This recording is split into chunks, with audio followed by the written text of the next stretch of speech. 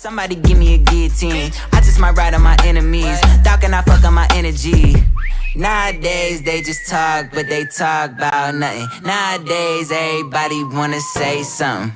Goddamn, I'm the man and it feel like it. Give a damn about a hater when I feel like it.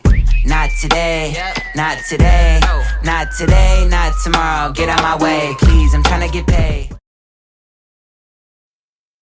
All right, what is up, Earth's mightiest subscribers? It is your boy Ernie, the Blerd Without Fear. Got the homie Robo of Left Face TV, and today we are joined by a special guest on what is the 107th episode of Nerds of Culture.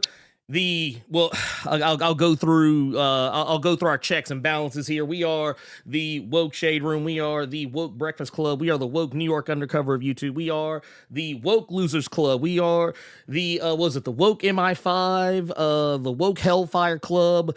We are also the the League of Extremely Woke Gentle People. We are all these things and a whole lot more. Also, with a dash of sass on it. Today, we got a special guest, Sheldon Allen, who some of you might already be familiar with because of a little book that I have talked about on this channel. I'm just gonna hold it up right here. Some of y'all might already be getting jiggy with this. If you are, then hey, look, I'm just saying, if you haven't, there's links down below. You can go click those and go pick that up. But but for those who are not familiar, Sheldon is the writer behind the story They Choose Violence over at AWA, and is what I have affectionately called the blackest comic ever made. You can actually see it on the it's on the back of the book right here. You can see it on the back here. You got to go buy it though. You still got to go buy it.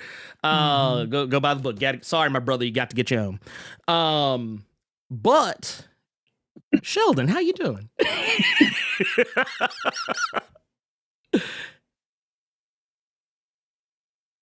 Oh, wait. Can you hear us? Oh, can you hear us?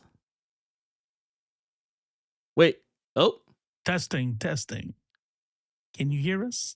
Uh-oh. Oh, yeah, I hear this. You're breaking up, man. Oh, no. Hold on, wait a minute. I hear you. You good. Oh, okay. I was about to say, okay. Woo. Whew. Man, scared me. Yeah, scared me for a second there. Hold on. Oh, wait. No. No. Oh, wait. We got him back. Yeah, there he is. I was like, ooh, don't scare me like that. But no, we've got. Oh, wait, did it? Yeah, it looks like he's having some. Oh no, no, man. It's yeah.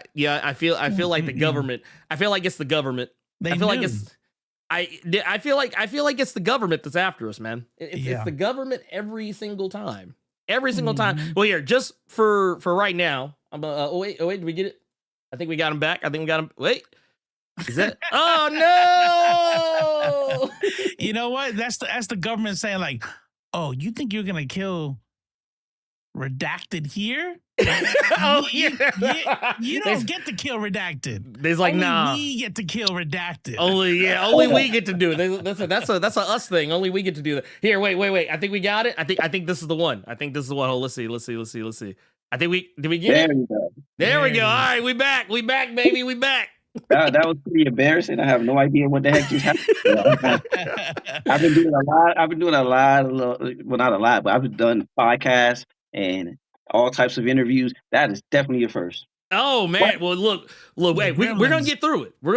That's all. Look. We are gonna make it through. We're gonna rise. We're gonna overcome. We are gonna overcome. Dario says during Black History Month too. Man, dude, what the heck? Man, I swear, dude, I blame the government every time. That's right. Every time. But no, you said woke a little too much. They was like, they was like, oh no. Shut him down. Look, look, they can't even tell me what woke means, so I'm not too worried about them. Facts. But no, I wanted to we got you today to talk about They Choose Violence, and yeah, this first off, let's go give props where props are due. This book has been nominated for a NAACP Image Award, and which honestly I think. Look, no disrespect to anybody else who is up, but yeah, this right here, this is the one.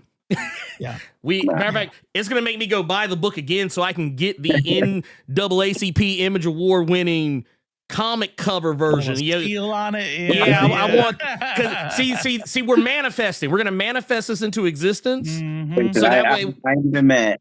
I ain't even mad. You know, it's so crazy because you know, you see people get nominated for awards all the time, and they're just like, "Oh, I'm just honored to be nominated," and you're like, "Yeah, whatever."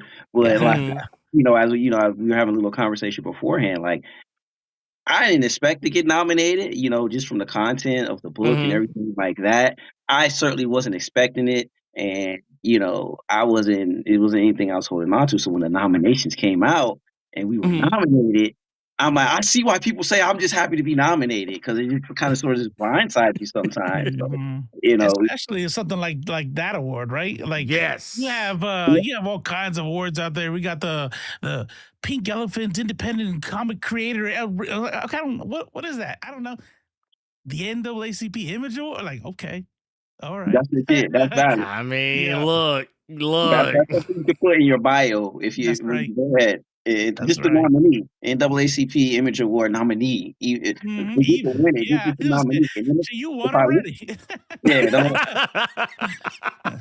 Well, we're gonna give you flowers. We are always gonna hand over. We are always gonna hand over the flowers whenever possible.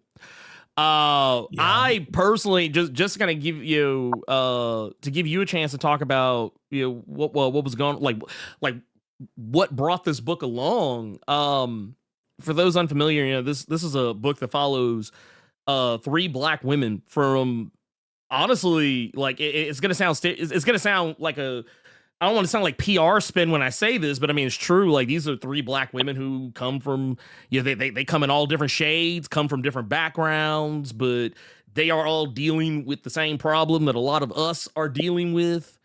The systemic public executions of Black and brown men, women, and children across the country. A very real thing.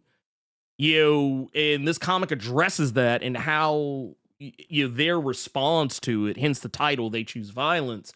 But that title also works on so many different levels. But obviously we know why Lanika, Deidre, and Karen decide to take matters into their own hands and try and get justice back for those people who have been wrongfully murdered. But what was it that led you down the path ultimately to tell this story? Man, I've said this before, and it's actually in the book. Little page at the end of the first issue, and I believe it's in the trade as well. It wasn't like one singular moment that necessarily sparked it, but when you kind of sort of live, as a Black person in America, these stories, they're not new. We talk to younger kids a lot of times, and it tends to come off as if these things have just started happening, but no, things have been crazy now, right? It's just in 4K now. That's the only difference. That's pretty much the only difference. These are things that have been happening my whole life, my parents' whole life, certainly their parents' whole life. So this is kind of sort of just like the history of everything and the experience of everything that I've lived as a Black person in America, and me kind of sort of just want to put my own spin on the Black trauma trope, so to speak. I mean, we have these stories, and I'm not trying to downplay them at all because I enjoy them, but we have these Black trauma stories And I kind of Mhm. sort of wanted to put my own little take on that, put my own stamp on that, but also make it entertaining. Do something that was engaging. Do something that wasn't, just a quote unquote black story, something that anybody can get into. And Mhm. I wanted to kind of sort of go into these uncomfortable, dark corners. Mhm. I'm like, hey, we've talked about it for years. Why don't we just take up arms? Why don't we just fight back? Well, Mhm.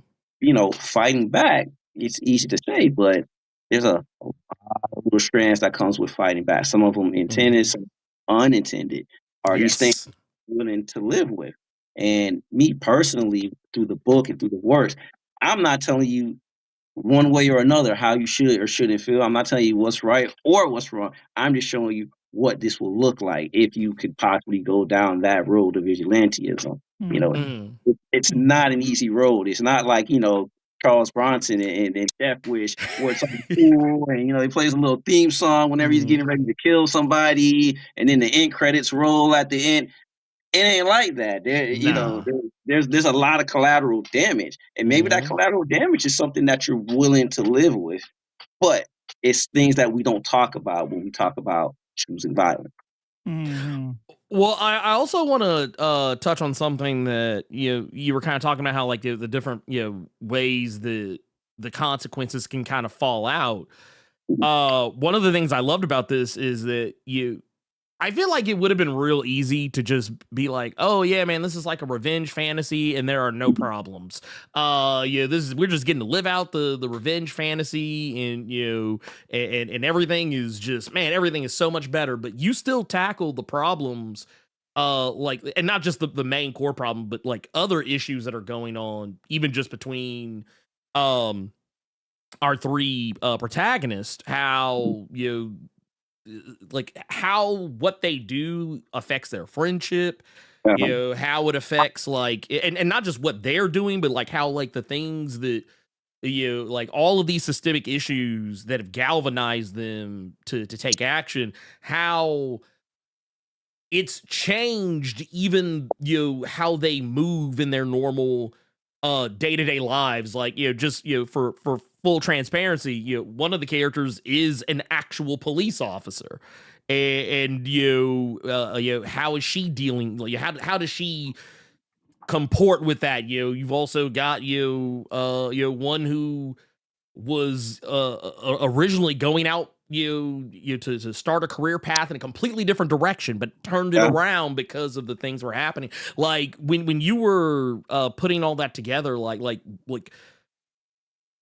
what was there, what was, I get, or was there a challenge to it, or like, or like what was going on when you were thinking about like what types of backgrounds you wanted these women to come from? Well, I definitely want them to be professional. I want them to be Mm-hmm. professional women. One of them's a police officer. Mm-hmm. One of them is a district attorney, Mm-hmm. and then the other one, she kind of sort of is a med school dropout, but she runs like a med spa. So I wanted them Mm-hmm. to definitely be professional because it's important to me to shine that kind of light, at least on the black women, especially them being HBCU grads. I wanted to highlight that. Uh, but I'm glad you picked up on the friendship part because Mm-hmm. there's a piece of me in almost everything that I write. It may not necessarily be apparent, but it's just kind of sort of me just thinking about my own friendships, and I'm pretty sure people, once you start getting to your 30s and older than that, you can relate to. Your friends, you kind of sort of just you just grow apart. You know what I mean? Mm-hmm. You get into your day-to-day life. You might have a relationship, you might have a career, but then every now and then something draws you together, something keeps you together, something it may bring you closer together. You know what I mean? It may be drugs for some people. It might be Mm-hmm. alcohol for some people. Mm-hmm. It might be sports, gambling, whatever. It's something that draws you together. And hey, it's kind of sort of back like old times. But then Mm-hmm. when you kind of sit back and examine it and dissect it, it's like, well, yeah, we're back together, but we're not necessarily back together because of Mm. that friendship. It's that Right. thing that's bringing us together. That's what the attraction is. That's what this new addiction is. And that's kind of sort of what happens within the book. These murders this vigilantism that we're doing, that's what's drawing us back together. And when we stop doing it, well, I mean, I don't really want to hang out with you as much as I was, you know. It's like This, codependency with like trauma bonding. Just like, yeah, Right. I'm only Yeah. with you because, I don't want to hurt alone, so let's go do this. Right. it's like if we're not doing that thing, hey, I catch you go around. I mean, I see you when I see you, but Yeah. Wait, you're not trying to go whack somebody right now?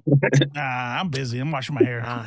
it's the equivalent of who all gonna be there. Like, Right, right. Yeah, it's like they'll be there. I just watched the newest Grey's Anatomy or whatever. I'm on like season 58 or whatever it is now.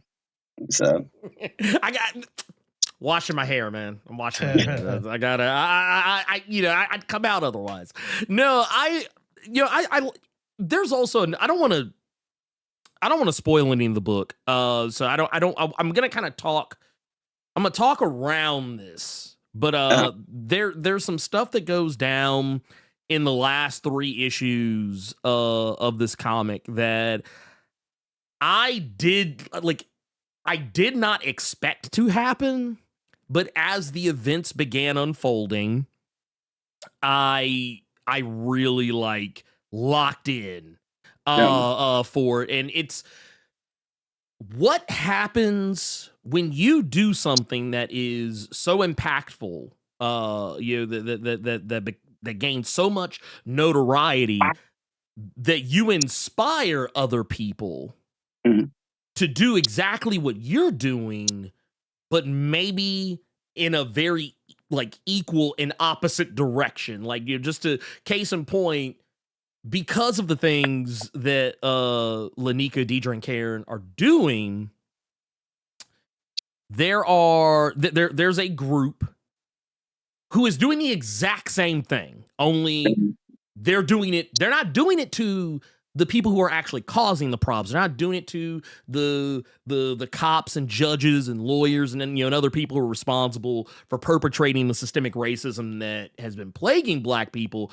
They are doing it to the Black people who have been victimized and or even just unsuspecting Black and brown people.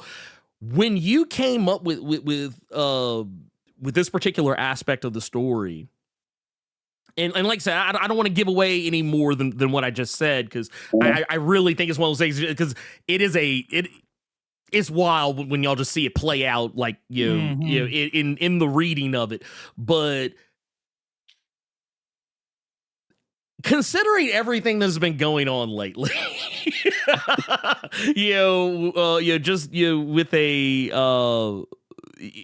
with just extremism, right-wing extremism, at like an all-time high. When you were putting this together, man, did it fuck with you in any way? when you were putting it together? Yeah. Well, you got to understand that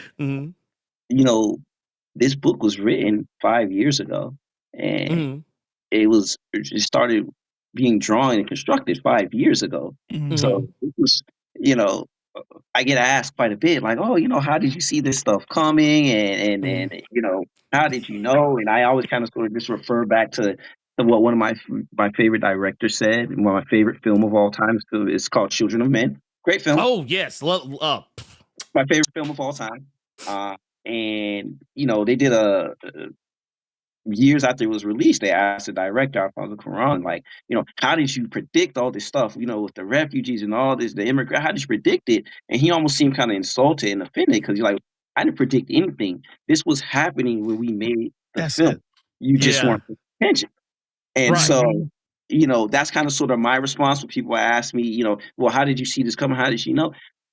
It was happening. It was already happening, back when I first got, started thinking about writing something along these lines. This was before the George Floyd. This was before, quote unquote, inciting incidents, So to answer your question, did it fuck with me a little bit?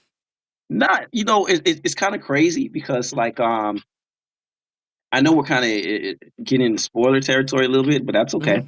Um, Mhm. when I wrote the blackface scenes, and if you read the book, you know what Mhm. scenes I'm talking about. And when I wrote those blackface scenes, yeah, okay, you know, it wasn't until I saw it in color, you know, Oh, man. I kind of sort of have flashbacks to the first time I ever saw like somebody in blackface. It was like really unsettling. I was a kid, of course, but I remember Mhm. you see it. It's just like this uncanny valley effect, kind of sort of, when you see somebody with Mhm. blackface. You know, these It's historical crazy. movies and TV shows, and it wasn't until I saw the pages in color when I was like, damn, this shit is kind of like this kind of Heavy. actually. You know what I mean? Yeah, yeah. I mean, shit, when I flip that page, I'm not black, and so I felt uncomfortable. I was like, "Am I supposed to be reading this?" Like, God Right? damn! It's like, wait a minute, hold on, Pippin. I'm reading the But words you out know loud what? as he's talking and stuff. I'm like, "Why'd you make me read that?" My That brain that said, that's the reaction that I want. You know, Mhm. "That's great." Yeah. I'm a longtime comic book fan. I love the medium. You know, Mhm. I love this industry, and I've always said that I want to write a book where you feel like this is something I maybe not is supposed to be reading. You know, I don't want to write anything like Mhm. pornographic or gratuitous or Sure. anything like that. But I Mhm. want it to be a book that when a random person, particularly somebody who doesn't even necessarily like comics or read comics or even know what a comic book looks like, if they just Mhm. randomly flip through it, they're gonna stop and be like, okay, hold up, what is this that I'm looking at? You know what I mean? Mhm. I want it to be something that I think about comics I was reading when I was a kid, something I want to hide from my mom. You know, my mom, she can look at the Spider-Man books because my mom, she used to like to check the comics that we bought at the store. You know, Mhm. here, I bought Spider-Man, you know, here's X-Men, you know, but, you know, some of those image books or, you know, some of those Alan Moore books, like, you Yeah. know, that's Don't like, I'm show her kind of heavy hiding metal. behind my back. You know what I mean? Like, nah, you can't see those. You know what I mean? Mhm. You know, this that's funny. This is something that I don't know if it was intentional or if I'm just projecting, but one of the things that I that I saw on there was like the women Uh-huh. are bad. Like, Mhm. you know what I'm saying? And it's like at first you're kind of like, okay, it's a comic book, of course they can be bad. But then I'm like, yeah, is there something? I feel like there's something deeper here. I'm trying to look at this and I'm trying to respect black pain. I'm trying to respect like this is cathartic. This is you have redacted here getting killed. You know what I mean? And Mhm. redacted here getting killed. I'm like, damn, you really did that. And then boom, you know, not to be crude, but like perfect ass, perfect titties, naked, fucking, and I'm like, man, I'm supposed to like keep it. I dead ass though. It's like how do I, it took work for me as a dude, right? Yeah. As a cishet dude to like not just make it about like these girls being bad, these women being bad. And I'm like, and I feel So like, is that on hold up though. purpose? When you say bad, we got quote like you know, Run DMC here. Do you mean bad meaning bad or bad meaning good? No, Right, right. I mean like they're baddies, Oh, like Oh, oh yeah, no, right, no, okay, right, they, right, right, right. like bad. Okay, so So that one you gonna have to holler at the artist for that one, Mauricio, because I could assure you, like, I had no descriptions in the script that's like, yeah, this girl has to be like super okay, high. okay, He kind of sort of took it there with some of those things, and I mean, listen, I'm not complaining, but you know, to answer your question, it wasn't anything Mhm. intentional. okay. Mhm. I guess See, I Mauricio, was he's like, projecting. listen, Okay, got it. yeah, he's like, listen, I'm gonna be drawing these girls for the next couple of months. You know, I might as well Mhm. make them look good.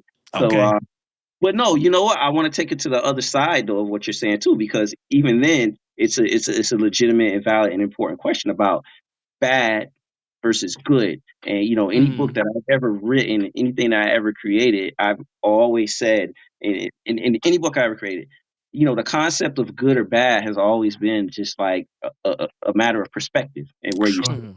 It's a point of view thing. So you know, I even hesitate to call the girls the heroes of the story. I call them the main characters of the story I because don't. you know, depending on where you sit, you know, they may not necessarily be heroes. You know what I mean? You know, Nah, for Nah, they're you know, heroes. They're they, heroes to me. no, yeah, I was gonna say yeah, I was about to say for us they're heroes, but yeah. by the end of the book, you know, not to even Oh, like much yeah. about you get into Okay, those yeah, gray areas, you yeah. know, ask yourself this question, you know, if The answer If is yes. somebody, no. Go ahead. No, if somebody's doing something and the Mhm. outcome is good, it's a good outcome. It's a welcome outcome. But they're Mm, doing it for the wrong reason. Is it still a noble cause?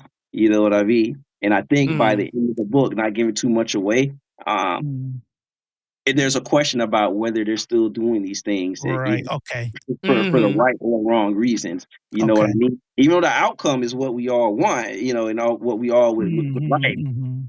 is the reason and the rationale behind it. And that's just kind of sort of one of the dark areas I wanted to explore when we talk about, Mm, again, going down that road to being a vigilante. We all love the Punisher and, he just Mhm. kills all these people. But, you know, at this point, is the Punisher, not to we're all geeks here. Is he still trying to avenge his dead family that was shot down in that park years ago? Or is this Mhm. just like, this is something he needs to do when he wakes up? You know what I mean? Yeah, that's well, yeah. and you know what? I think like I think you do kind of have an interesting dynamic there because we do see them. I think by the time you get like the second and third issue, you can see they're clearly having fun with it. Like Mm-hmm. it's not just the mission, but it does seem like and it's even stated that it's kind of the thing that Uh-huh. is really fueling them like as friends. But like I won't lie, even knowing that, I'm still kind of like, yeah, man, they did nothing wrong. They did nothing wrong. Old boy, he deserved Lexington Steel. He deserved it. He deserved it. Y'all know what I'm talking about. He deserved Lexington had to show up. That's fine. I'm not mad about it. These things had to happen. But I do. I before we let you go, because I know you got to run out of here in just a moment. But I do want to ask one last question because I think this is going to be the one, especially for people who are fans of this book. Is there the possibility that we'll see more, or maybe is there any hope of maybe a follow up to this or more stories that you might want to tell in this same like kind of pocket? I wouldn't say there's a direct follow up with the ladies necessarily, Mm-hmm. but I would love to do. There's a character that appears in the fourth issue Mm-hmm. and the last issue. The character named Wayne. I would Yeah. love to do just like a little one shot that shows. We kind of saw a little bit of his origin, but I would like Yes. to show the gaps in between that led him to get to exactly where he is when we see him for the first time in that series. I love that character. He's a very interesting character, man. I love the ladies. I can't say, that we won't ever see them again, but I kind of sort of I feel like at least it's a definitive end with that story. Mm-hmm. Never say never. If people bother me enough, trust. I've got, I've got a million. I actually know what the next story would be. Should I go Okay. down that road? Like I already know exactly what the next story would be. But I don't have any plans to continue. I feel like it's a definitive end to the story, and sometimes it's important for a story Mm-hmm. to end and not to continue on as much as we want it to. Uh, Mm-hmm. but I would love to do a little one shot with Wayne if I ever get that opportunity, and it probably will be coming up actually. Okay. I mean, look, you got me. You got me. I mean, I'm sad.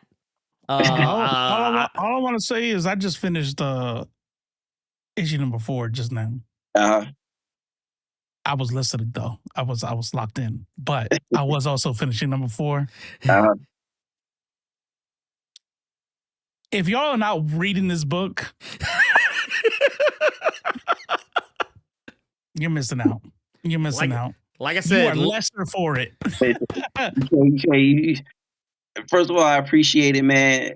Like I know we kind of got to go, but let me just Mhm. keep it 100 with you, man. Like writing is such a isolated thing. It's such a lonely thing, and the only thing you want as a writer, man, is for somebody to read your stuff even if they think it's like the biggest piece of shit in the world, like, you know, I'm gonna use this book to break my weed up on or something like that, or like talk up a person, you know, like all you just want somebody to read it. Like if you read every word and you're like, yo, like I don't even want to wipe my ass with this. You're still a little bit appreciative because the person took the time to read what you That's wrote. right. That's all you're thinking about when you're writing. So to see it received and to see, you know, you guys saying the things that you said about it, Mhm. you know, I can't tell you how much it means, man. You can't even put it into words, man. Well, hey, we appreciate you telling this story. We appreciate Mauricio's art on this as well. The entire creative team on this book showed out, as far as I'm concerned. One quick thing. And Sorry to oh yeah, interrupt. go ahead. No, go ahead, go ahead. Speaking of the creative team, our letterer, Matt Bowers, he's from Memphis. And when he found out I was gonna be up here, he said, "Oh my God, he may have been more excited than I was, and I was already excited to be up here." FY, and just so you know, Yeah. Matt's a white guy too, by the way. Mhm. He's a Wait a white minute. guy, and he I was think I might super. actually know. He was like, "Yo, you're gonna." He's like, "You're gonna go. You're gonna be talking to Ernie." He's like, "Yeah, man, I'm from Memphis. You know, he actually has a book called Memphis, actually." So he's like, Yeah. "Make sure I tell you what's up, man." So Dude, that was enough, yes. man. Yes. I'm about to get connected. I'm about to get connected with Matt. I'm about to pick Matt's brain. Yeah, man. About that. He's a huge fan. I'll say this much, man, y'all did the damn thing, and that NCAA, that NAACP Image Award is, well, just go ahead and say it's money in the bank. Go ahead and say it's money in the bank, because I think it's as good as got. For the culture. Yes. Natural Born Killers by Dr. Dre featuring Ice Cube plays. Yep. Yes. That's Well, a close. Damn. That was good. That was good. We got links down. I got, well, for one, first and foremost, I got a link down below. You guys can go pick up your own copy of this. Trust me, you're gonna come back after you pick this up and read it. You're gonna come back and be like, dude, holy shit. That's what you're gonna say. That's gonna be the first thing you're gonna say. Then you're also probably gonna ask me, hey, wait a minute, man, where can I get some more? I get some more of this brother's work. So I want to let y'all know there's also links down below. If you go take a peek in the description, please go do that, because I first and foremost, I think that, you know, if you like this, you're really gonna love the rest of it. But I got links to Concrete Jungle, as well as Crucified, and I want to say I also have Snatched in there as well. There's links to go check those out. Links to go follow Sheldon on socials. You can even see it right here on the screen. Go do all that stuff. Go do all that stuff, and please keep up with him, because he has so much good shit out there. And I feel like man, I don't know. I feel like we're gonna be hearing your name a lot. I feel like it. That's just, I'm not trying to use. This isn't manifesting. This is me just recognizing game. Hey, unless I do something otherwise or miss that, make sure you invite me back every time. Every time. Hey, look, you was in the South. We'll say, man, hey, look, my door is always open. Hey, I'm a Southern boy, Georgia and Florida, so I already know. So hey, look, you already know that. You know what time it is. You know about that Southern hospitality that you know. So yeah. I live in Georgia, but that's not me. I'm like, man, you better not come up from my house without texting me first. He's like, man, you better call first. Once again, it's like, who all gonna be there? Yep. There you go. Who all gonna be there? But no, for real though. Look, yeah, we will definitely be having you back. Please believe that. Please believe that. But thank you so much for your time. Thank you so much for writing this amazing comic. Thank you for putting the spot on, bro.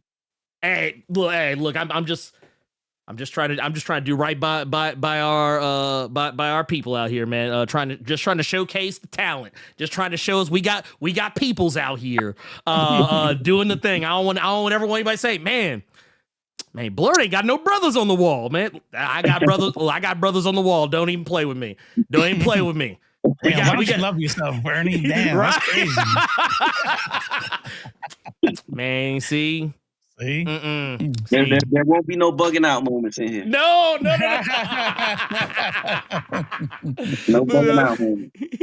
All right, thank you again, and like I said, we'll see you next. And like I said, we'll get you back. Y'all sit tight. Everybody else sit tight. We'll be back in just a moment, and we're gonna be talking. We're gonna be talking some mess about some ish that has happened. I'll be addressing some pressing things that have occurred in the last 48 hours. We out of here. We'll be right back. Thank you.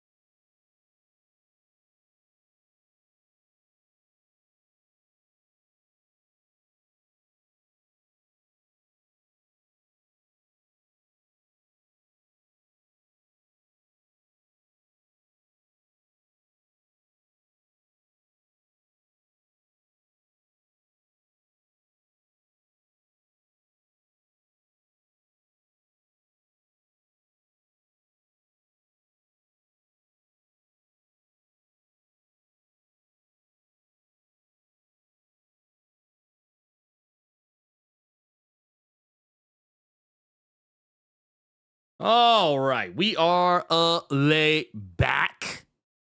We're lay back here. Let me get Robo in here. Let me do this real quick too, because I was doing some funny business earlier.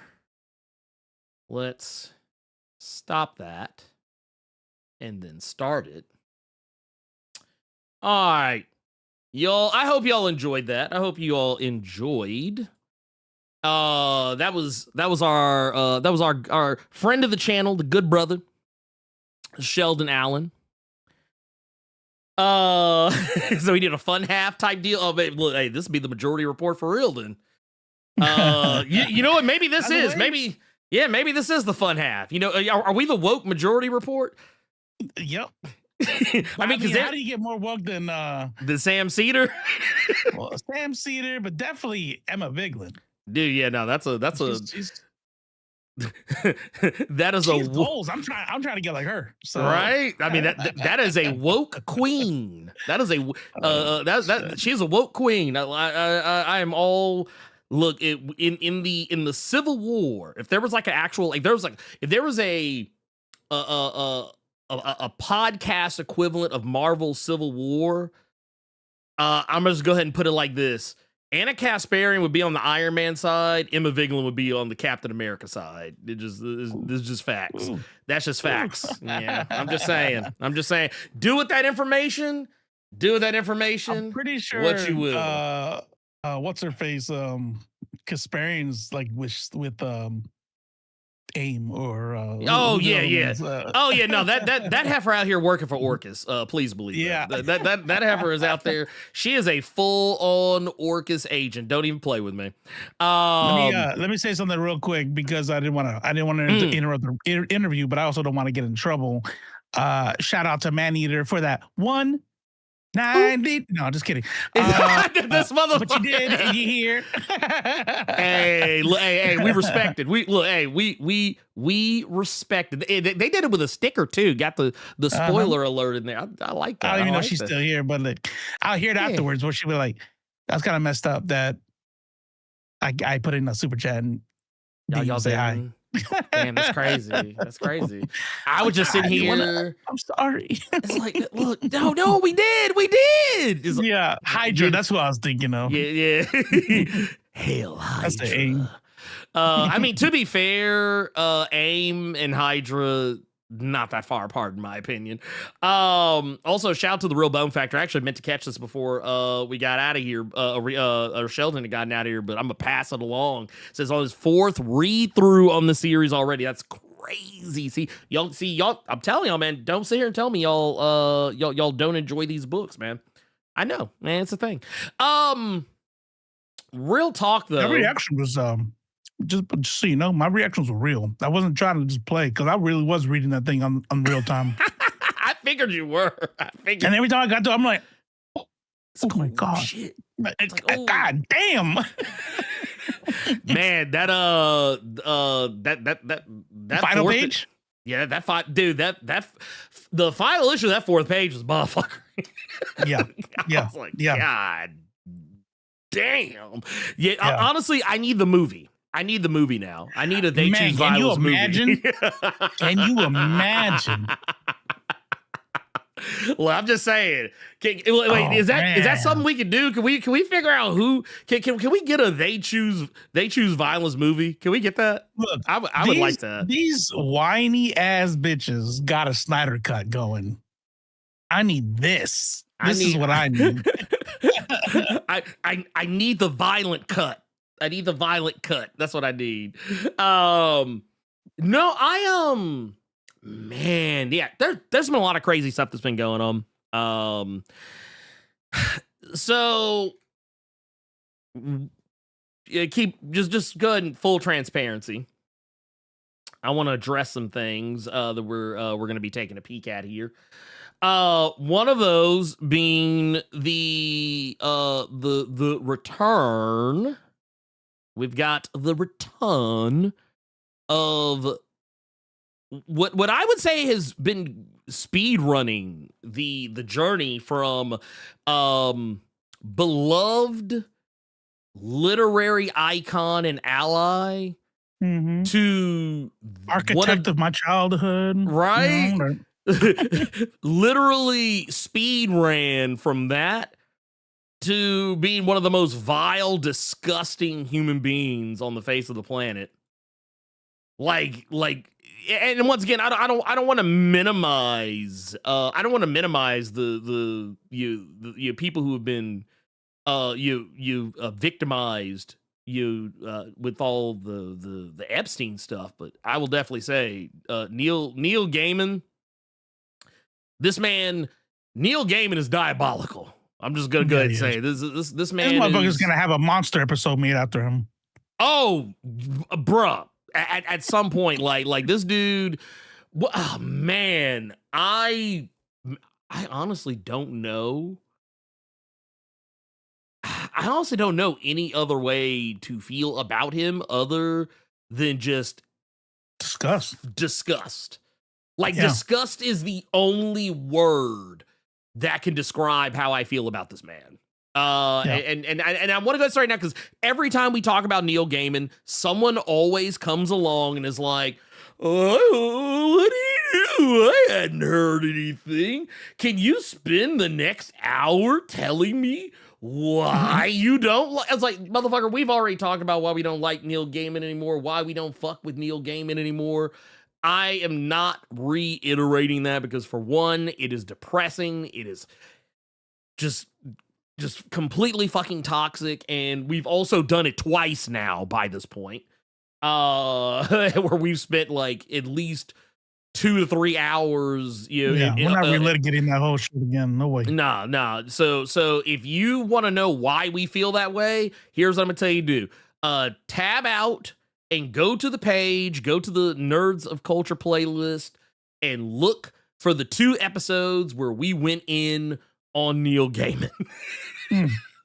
And then come back and join the conversation.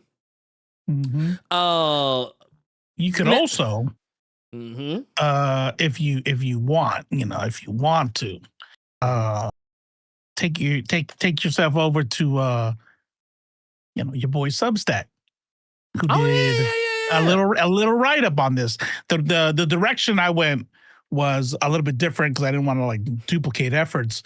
But in there, it just points out exactly what he's doing. and why he's doing it. But look, here's the deal. Me personally, if I were accused by multiple unrelated women of sexual assault, bruh, even if I sincerely believe that there was all consensual, if all of them are saying it's not consensual, right? I know how I'm feeling about the whole thing. Like it's like the first thing I'm gonna do is I'm gonna get on my Substack. Mm-hmm. I'm gonna write out how I'm a victim, and y'all are gonna love my next book I'm coming out with. That's what I'm gonna do. That's what I'm like, man, this look, dude bruh, is a whole piece of shit. Whole piece of shit. It's terrible because personally, I was kind of thrown by it because just kind of give people the background on just what happened over the past week is that Neil Gaiman, that man, he came back to social media and did it. Like, I'm not gonna lie, like, I'm sorry, but this is a face that I don't need to see back on socials again. I'm just gonna keep it a buck with you. I don't need to see this man back on socials. And I love how, okay, so and I don't know if he made a new account or if he just resurrected his old one. But on Threads, I suddenly started seeing his post. Oh wow. And I was like, hold up. I blocked dude. But I've been noticing Threads has been doing this really interesting thing. It's been making me unfollow people I don't want to unfollow. And it's also been making me follow people I don't want to follow. I'm assuming maybe I don't know. I don't know what was going on there. I'm assuming maybe like he made a new account and that's just how that happened. I wasn't really paying attention at the time. I was just more mortified by the fact that the sumbitch was on my screen. But But yeah, like he's coming back and like he's promoting these like some crackpot social media person who you can tell is a super fan and really wants senpai and the only to real notice journalist out there. Which the only real journalist. You know what's funny? I love when people try to conflate or not even conflate, like they try to like they misuse the term journalists. Like they misuse the term. Because here's the thing. Most of the people who've been talking about you are just people on the internet. Like, just keep it a buck. They're not journalists. These are just people on the internet. Like it would be like, there's been times where people have tried to say, oh, well, Blerd Without Fear, you've lost all your journalistic integrity on this one. And I'm like, I'm not a journalist. I'm not a journalist, yeah. I'm like, you know what? It's kind of funny to lose some shit you never had. Yeah, that's wild. I've always called myself this for the most part. I am a commentator. Right. I am no better than the people who you see like on CNN or MSNBC, like people who are like, oh, this person probably wrote a book, or this person, some person who has a podcast, or this is just a person who talks about the thing that they're talking about here, but they just talk about it everywhere. Like, that's me. I'm a commentator. I am a comic book pundit, if you will, if you just really want to use fancy terminology. But yeah, I'm a commentator. I don't even like when people call me a reviewer, because I don't really I don't really review books. It's not your main thing. Maybe you'll say your opinion about if something's good or bad, but that's not the point of the video. If you think, if you're watching one of your videos to say what your review is, like, you're kind of missing the whole point. Right. It's like my review is nothing. I don't have a review. I mean, yeah, you're right. I'll give my opinion, but I mean, yeah, for the most part, I'm here to talk about what's going on. I'm here to commentate on what's going on. So yeah, the thing is, journalists have not been mischaracterizing you, Mr. Gaiman. People on the internet have been characterizing you, and I don't think it's a I mean, you know what? Here it is. You know what? I'm going to use a defense I've heard some people say and use against me recently. I wasn't there. I don't know what could have happened. You know, it could have been a perfectly normal consenting situation happening between two adults. However, I don't think that's the case. So therefore, I am going to speak on it accordingly. Mhm. I am not Well, someone. there were people who were there, though. Exactly. You know, may have spoken. Yeah, like if for all the people saying that like you weren't there, I'm like, okay. Well, let's talk to all of the people who say they were there. One of them is saying nothing happened. All the rest are saying Right. it was essay. Like, no, 100%. And you know what? 100%. I can give the benefit of the doubt. I don't know if I haven't been in the dating game for a long, long time. Mhm. I don't know if this is a thing anymore. But when I was young, it was a very common thing in the aughts, 2000s aughts, right? And to get happy when the woman that you're trying to talk to is getting drunk. Right? It's like there's a crude joke, liquor before you stick her, because it's like, okay, the sex acts got it, but it's also referring to, you know, if you get her drunk, she's gonna go. And I promise you, there is a whole slew of men that are like that have purposefully, like, I'll get you another shot. I'll get you another shot. And it's like, it was not in anybody's mind that you were going to essay somebody. And so if all of a sudden like 10 women come out and go, hey, this guy did that thing to me. Okay, maybe the person's like, the fuck? We went out, we drank, you know? I feel like and not just with drinking, like you've seen the like alcohol, really drug use in general. It's normalized, because I remember all the time hearing jokes about and not just like amongst people I personally know, but seeing them at like comedy clubs, and even like from famous comedians on like HBO and BET and Comedy Central making jokes about, oh yeah, get her drunk, yeah, that shirt's about to come off. Yeah, give her one more. That shirt's about like people trying, like basically expressing pretty predatory behavior. And we even had, now once again, it's a slightly different scenario because we're not talking about alcohol or drugs, but there was a very famous example that was given by one of Fox News's own talking heads, Jesse Waters, who famously bragged about sticking a nail.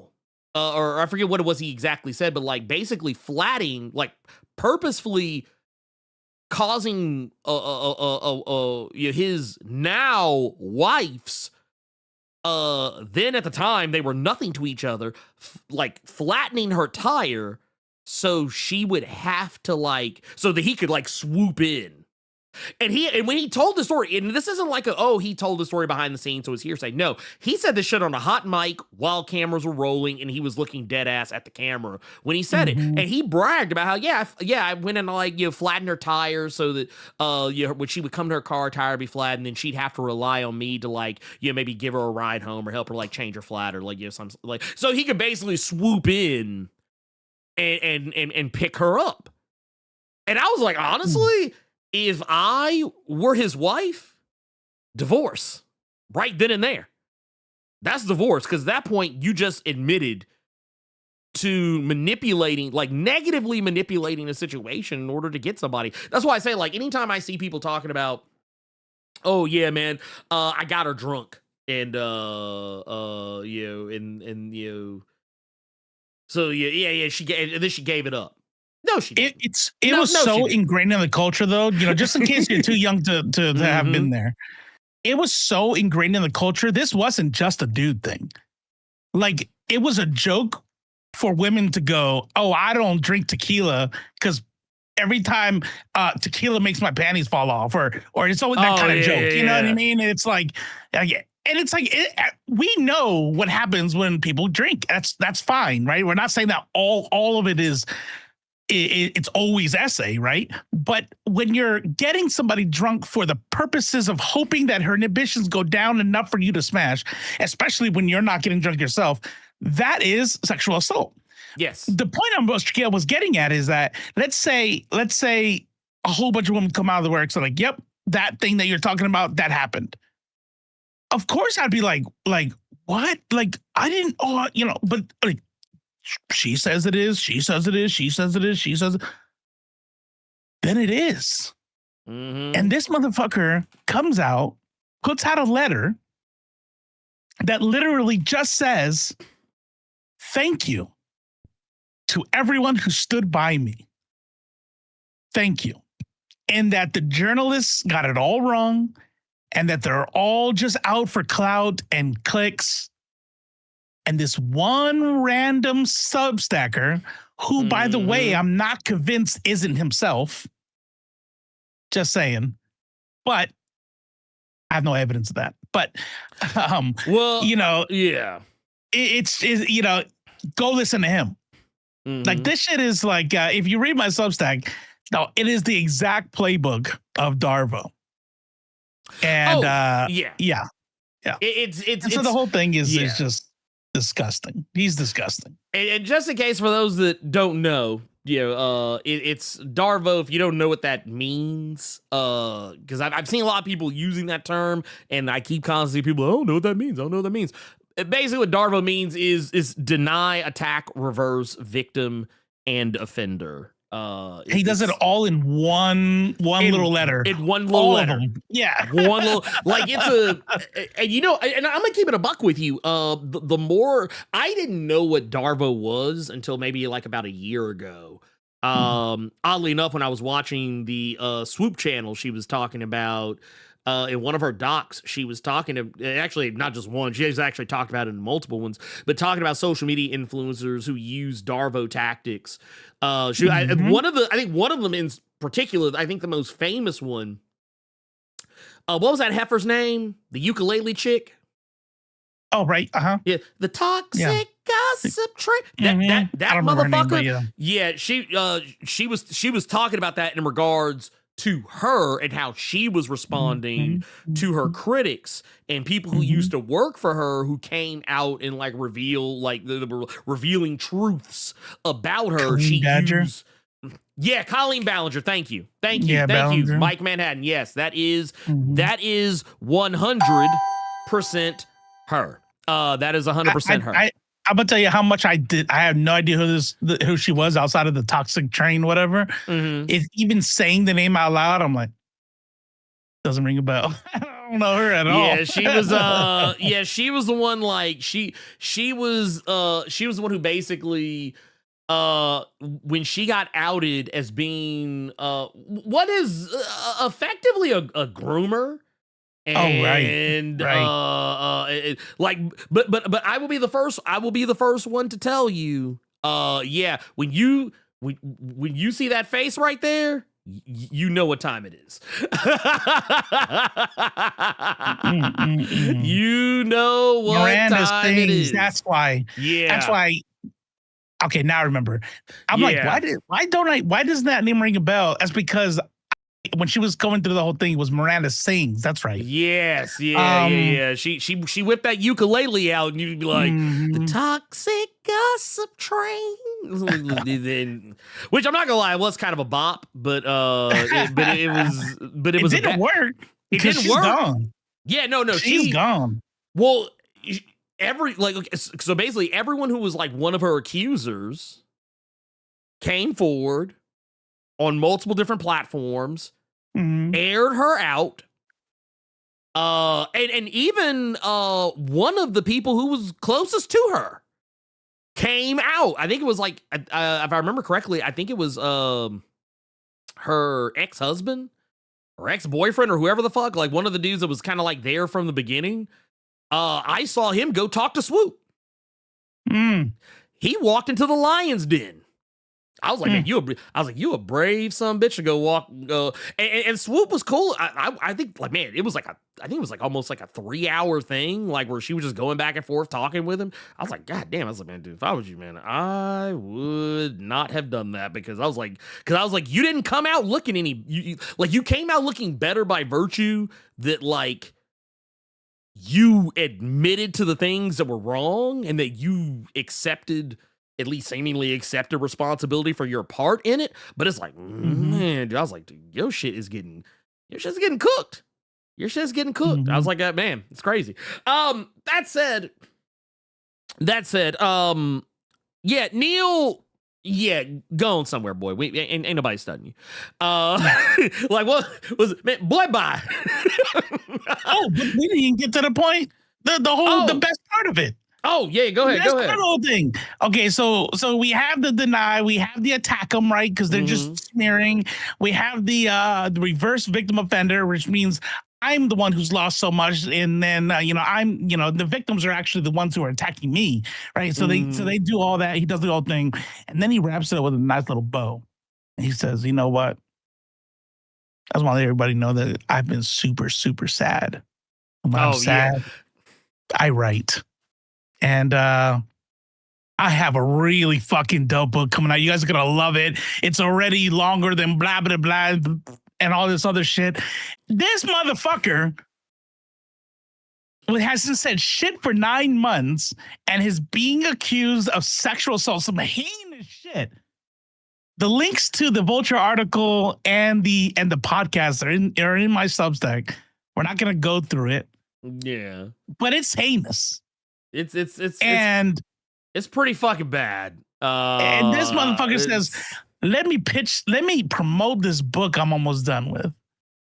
Oh, let me get a little interest going. Let me put here. Let's see. Where's the? He says at the. Let's see here. I'm gonna scroll down because I got what you sent me. Let me see if I can get to the bottom of this. Let's see where we're at. What part you want me to go to on this one? I got your. No, don't do that. I got the article you sent me. Let me. Is this it right here? Bam. Oh, this is right here. So yeah, that's it right there. But the that was sorry, I sent you a screenshot of the thing. Well, I was gonna say I got it works. Yeah, I got the whole thing. I got the whole thing right here. No, I mean that just kind of goes through like exactly like how it spells out the Darville thing, and it talks about like I don't know, just basically like here's the latest shit he says, and here's why he's a piece of shit. Yeah, I mean we've talked about it on here already, but yeah, if you guys don't mind, just heading over there. Check it out. I actually just right before this stream, not to change this topic, but it is Black History Month, and just before the stream, I put up another essay, and not the Mexican kind, like an actual like written essay. Essay. And the title is "I Know Black, I Puerto Rican." The myth that keeps anti-blackness alive in Puerto Rico. So if you guys want to take the story of Sammy Sosa. Yeah, right. Yeah. So that's the link there in the chat. This one I spent all day on this one. It's short. I try to keep all my Substack essays like around maybe 1,000 words or less. They're short. They're just there to be informative. So what motivated me to write this one was there are many Puerto Ricans, well, lots of Latin Americans, but I'm Puerto Rican, so that's what I care about. That do this thing, and it's kind of hard to argue against because it's not obviously racist. What they'll say is, the idea of African Americans and the way slavery happened in the United States with England, it was different here. Like, yeah, it happened, but Spain was different and made it blah blah blah blah blah blah blah. And so we don't really look at, like, there's no black Puerto Ricans. You're just Puerto Rican. Race doesn't really exist here. And I keep seeing non-Puerto Ricans go, oh wow, that's dope, man, that's cool. We have so much to learn from. No, bitch, that's a lie. That's a lie. It's an anti-black lie. And this article tells you why. Love it. Absolutely love it. I was sharing it around on the old threads, you know what I'm saying? Oh, that's the one you were sharing was I keep wanting to say Alan Moore, Neil Gaiman. Yeah, Neil Gaiman. I was say Alan Moore somewhere is literally like putting together a witch's brew to attack you because he's like, don't you get me involved in this? You? he's like, I wrote Watchmen, sir. I'm better than that. Oh, shit. He's like, the worst I do is smoke pipe weed and see hobbits. That's the worst that I do. Okay. He's like, I would thank you to get us straight. But yes, also shout out to my homie Quinn, who I just saw pop up in here. For those who are unfamiliar, Quinn is my artist on Heart of the Darkness, which, by the way, link in the description. You can go check it out. Go pick it up on Global Comics, and all that good stuff. Also, Sylvester the Samurai. Yes, we can't forget about that. We got let's show some love because the Vesta Samurai said, my job offered free Black History Month patches for our uniforms. Cool, but we got them yesterday, almost 2 weeks into February. Shakes my head. They said, wasn't expecting so many requests. They're fire. Wish we could wear them all year. Man, I ain't gonna hold you. I'd be like, man, why can't we? I'm like, can we? Can we wear them all year? Because I mean, shit, I'm gonna wear mine. Look, I saw a lady on Threads the other day say that we need to normalize the uppercase B in black. Absolutely. I said, I'm gonna throw you one better. It's uppercase B all year round. Oh, yes. But in February, it's all, like, not just the B. I'm uppercasing all caps. Like, it's all caps. It's like, look, black. Yeah, we scream it. Every time you type it, scream that shit out loud. You know what's funny about the uppercase B? What's up? The lowercase B, to me, I had there for me. It's not as well known, but for me, there's a Hispanic version of that, and it's when you're called Spanish. And when you look like me and you're Puerto Rican and you say that we're Spanish, oh yeah, no, I'm like, no, your parents failed you. You voted for Trump, didn't you? You voted for Trump, didn't you? You 100%. Yeah. No, this was Spanish. This was the post right here. But no, I was like, yeah, it's all caps. All caps black through February. But no, it's upper, like, and I've been making this joke lately. Thank you, Anime. I've been making this joke lately with people. And one of my favorite people, one of my personal favorite people, on Threads, we've kind of been kind of going back and forth. We've been kind of going back and forth about this as well because, well, for one, it's objectively fucking funny to me. But we've been making this running gag. This is the homie Fresh Hell Comic. One of the gags we were talking about was the lowercase b. Like we see those people out there that are kind of moving funny. We see those black people that are moving funny. We see black people on social media. Whenever they talk about black people, it's always lowercase b. Like, yeah, see them. We don't sometimes to avoid calling them the the C word. But y'all know what I'm talking about. But no, sometimes to avoid calling them something unsavory, You call them, you're lowercase b black, aren't you? Yeah. We call them the lowercase b's. Like, because sometimes I don't want to call them I don't want to call them that. Right, I don't want to call them that sometimes. Maybe I just want to call you a lowercase b. You're a lowercase b. You're one of those lowercase blacks. You're the lowercase black. That's what you are. Damn. That's what you are to me. Also, if you say that, Milestone Media was the FUBU of comics, I'm just going to be like, that. This is all I'm hearing. This is all I'm hearing. Somebody in the chat said, Lo said, did Rob hit you with the lowercase b? And I can't remember if he did. Did he ever put black in lowercase b? Yes, he does. Oof. Yeah. He does. At least for what I remember. But yeah. But no, but that said, thank you, Levester, for that. 1999 super chat. And we got another one here.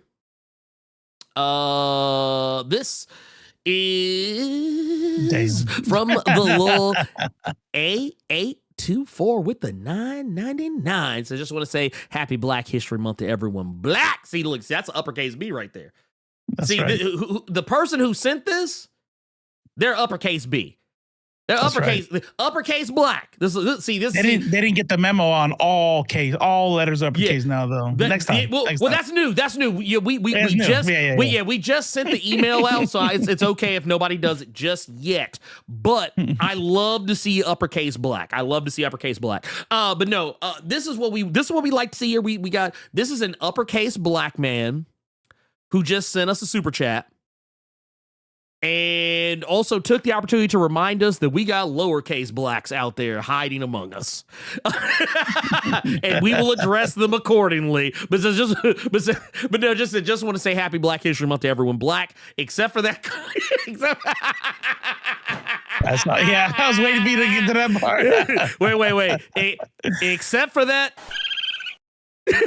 Which now includes Comics Explained Rob. Damn. And his Comics Explained Rob. It's not you. Just in case, I don't want you to be confused that it's any other Rob. Right? No. I'm letting you know exactly who I'm talking about. That one. Them rocket raccoons. Look, the damn Guardians of the Galaxy. We'll call them the Guardians of White Supremacy. That's what we'll call them. We'll call them that man. You know what? That's a shirt idea right there. That's a. You know what? Oh man, I think I got an idea. And look, see right here. Look, my fault. All caps. See, this is how we move, black people. This is how we move. See, look, Quinn already like, look, man, I'm on it. I'm on it. I'm on it. Look, when we got him out here like this, yeah, we look, them damn rocket raccoons, they be out here. They be out here talking crazy to us. They're trying to talk to us like we don't know shit. But no, really though, for real though, I want to say thank you. I want to say thank you to a lot of people. I'm not going to air anybody out. Yeah, I say air out, makes I gotta say something bad. But I don't want to give away too many people. Because I know. Okay, I'm gonna give y'all some background on some shit. So some of y'all likely already know by now. You've seen the video. I think most of y'all have seen the video. I know a lot of people have seen the video. And this was my video basically talking about Rob, of Comics Explained, in case no one knows. But yes, if you've seen this thumbnail, I'm assuming you've at least seen some of the video. The video's been getting around. Means he was talking about Rob.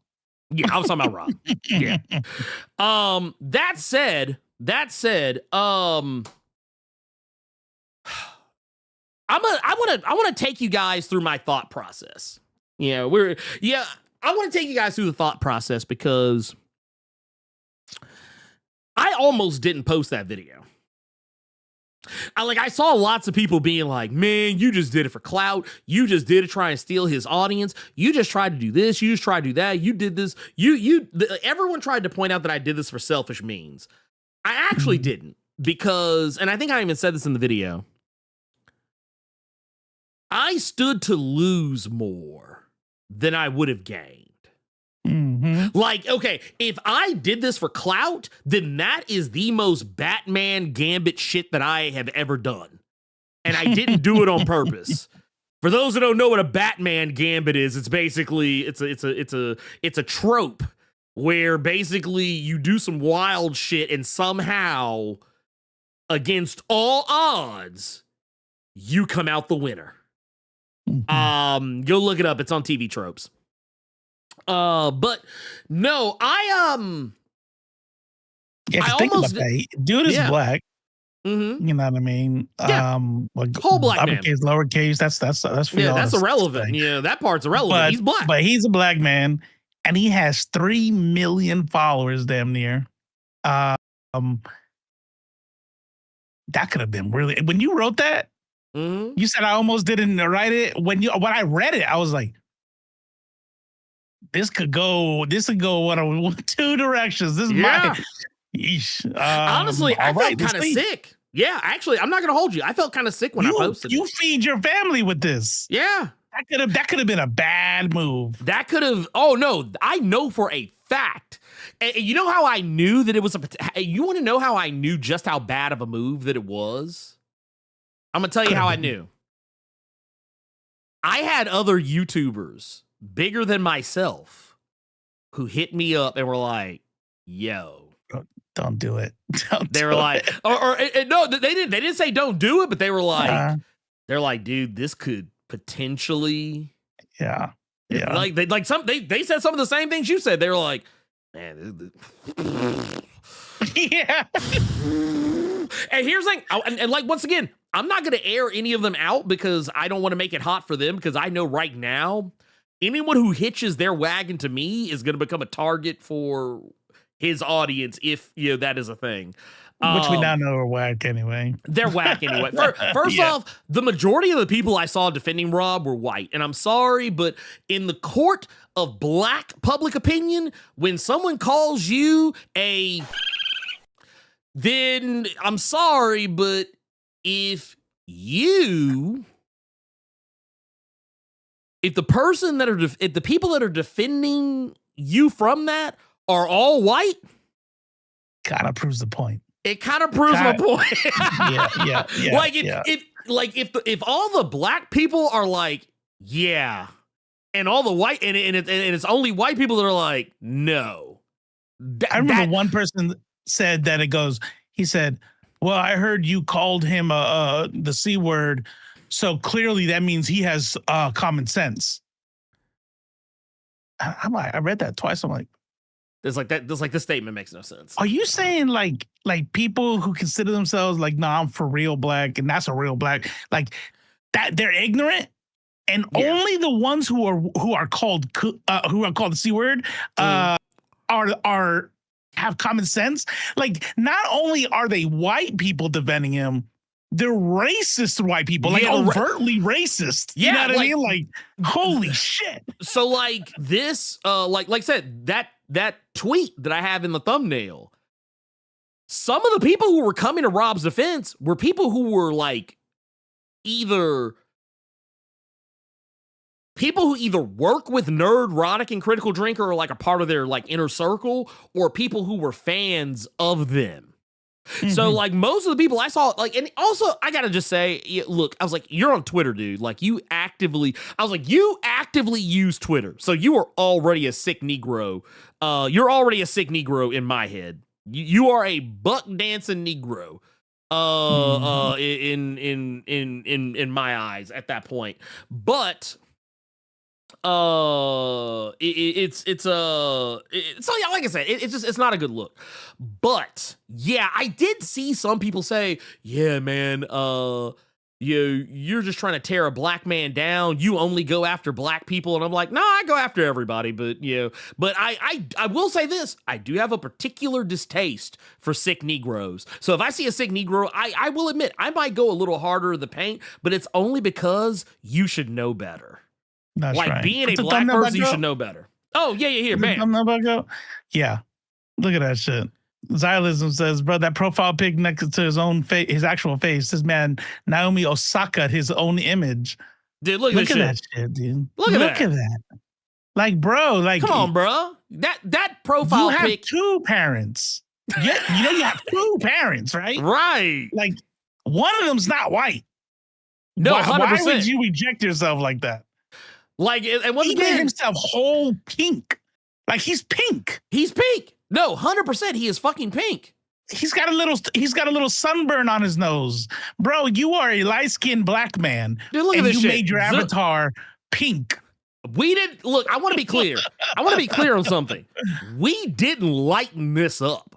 We didn't lighten this up at all. This isn't Photoshop. This isn't like, oh man, Blerd, you really hoed him out, man. You gave him you Sammy Sosa'd him, man. You Sammy Sosa'd him like that. Like, no. We didn't do this to him.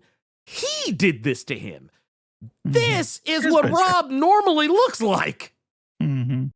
This is his profile pic. I was like, I didn't do that to you. You did that to you. It's not my fault that you don't like you. Where's all those same people that always come at me talking about some, man, you just don't love yourself. Where are y'all? Well, where were y'all with this motherfucker right here? Where were y'all with him? Y'all were eating his shit up. This motherfucker that made himself literally made it. And I want to make something clear. That's strategic. That's just that is strategic, because here's the thing. A lot of folks, because Rob doesn't show himself in his videos a lot. At least he used to not to. He does now from time to time, or more often than not at the very least. But Rob used to not show himself. Like, he did like in the early days, he used to show himself a lot. But then after a while, I think it was when he realized that like white people didn't like being reminded that he was a whole Negro. Or whatever. I feel like at some point he kind of got away from it. And then for a while, for the longest time, you just didn't see him. You didn't see his face at all. For a long time, I didn't know that he was black for a long time till I started going back and looking at his older videos where he'd show his face. And then like I started seeing like every now and again, like he went on somebody else's like show or something like that. And even when he would come on our on the Blerd Cave, he wouldn't show his face. Take that how you want it. I think it was mostly because he was just on his phone, but it was like, he never like did video chat or anything like that. And I think it's largely because he loves keeping up the persona that he gives his audience that plausible deniability that he is white. And I'm sorry, but no, that ain't it. So, it's a make it lighter. I mean, but that's the thing though. Look, if y'all didn't know any better, who would y'all think this was? Y'all probably think this, oh man, Sal shaved his head. That's what y'all would think. Y'all like, damn, man, that's crazy. The Comic Pop shaved his head like that. That's crazy. That's what y'all would y'all think it's Bubba Ray. Y'all think it's Bubba Ray Dudley from Dudleyville. I ain't gonna lie, it do look like Bubba Ray, actually. I ain't gonna hold you. Yeah, but I mean, but here's the thing: would you ever think? Would you ever think that you would? Would you ever see this, bro? No, y'all didn't think this motherfucker did for Sakamoto days. God damn. But no, would say it looks like my cousins in Ireland. Good Lord. But no, like, would you, if I like if you didn't know any better, who would you think this was? Like, if you like, and if you like now, if you told me that look like you got an 850 credit score. Right? I mean, dude, like off rip, dude. Man, dude, this dude could buy a car, no money down, right? Yeah. Dude, this motherfucker go out and buy $100,000 house right now, no money down, no money down at all. But no, this is a whole dude, this whole black man right here. No, he can't. No, he can't do it. He can't do it. I'm sorry.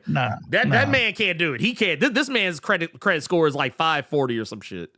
Maybe like 460 or something. I'll make some. I'm making up some numbers. Hey. There's nothing wrong with a 540 credit score, okay? Some of us just made bad decisions. Listen, buddy, look like an animated country singer.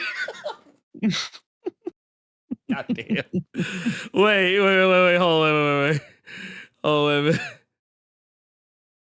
Fathers, don't let your daughters grow up to read Milestone.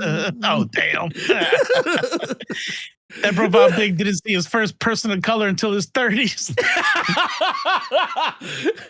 No, you know what this profile pic says? Damn. This profile pic says, as a black man. Oh, damn. Yeah. Only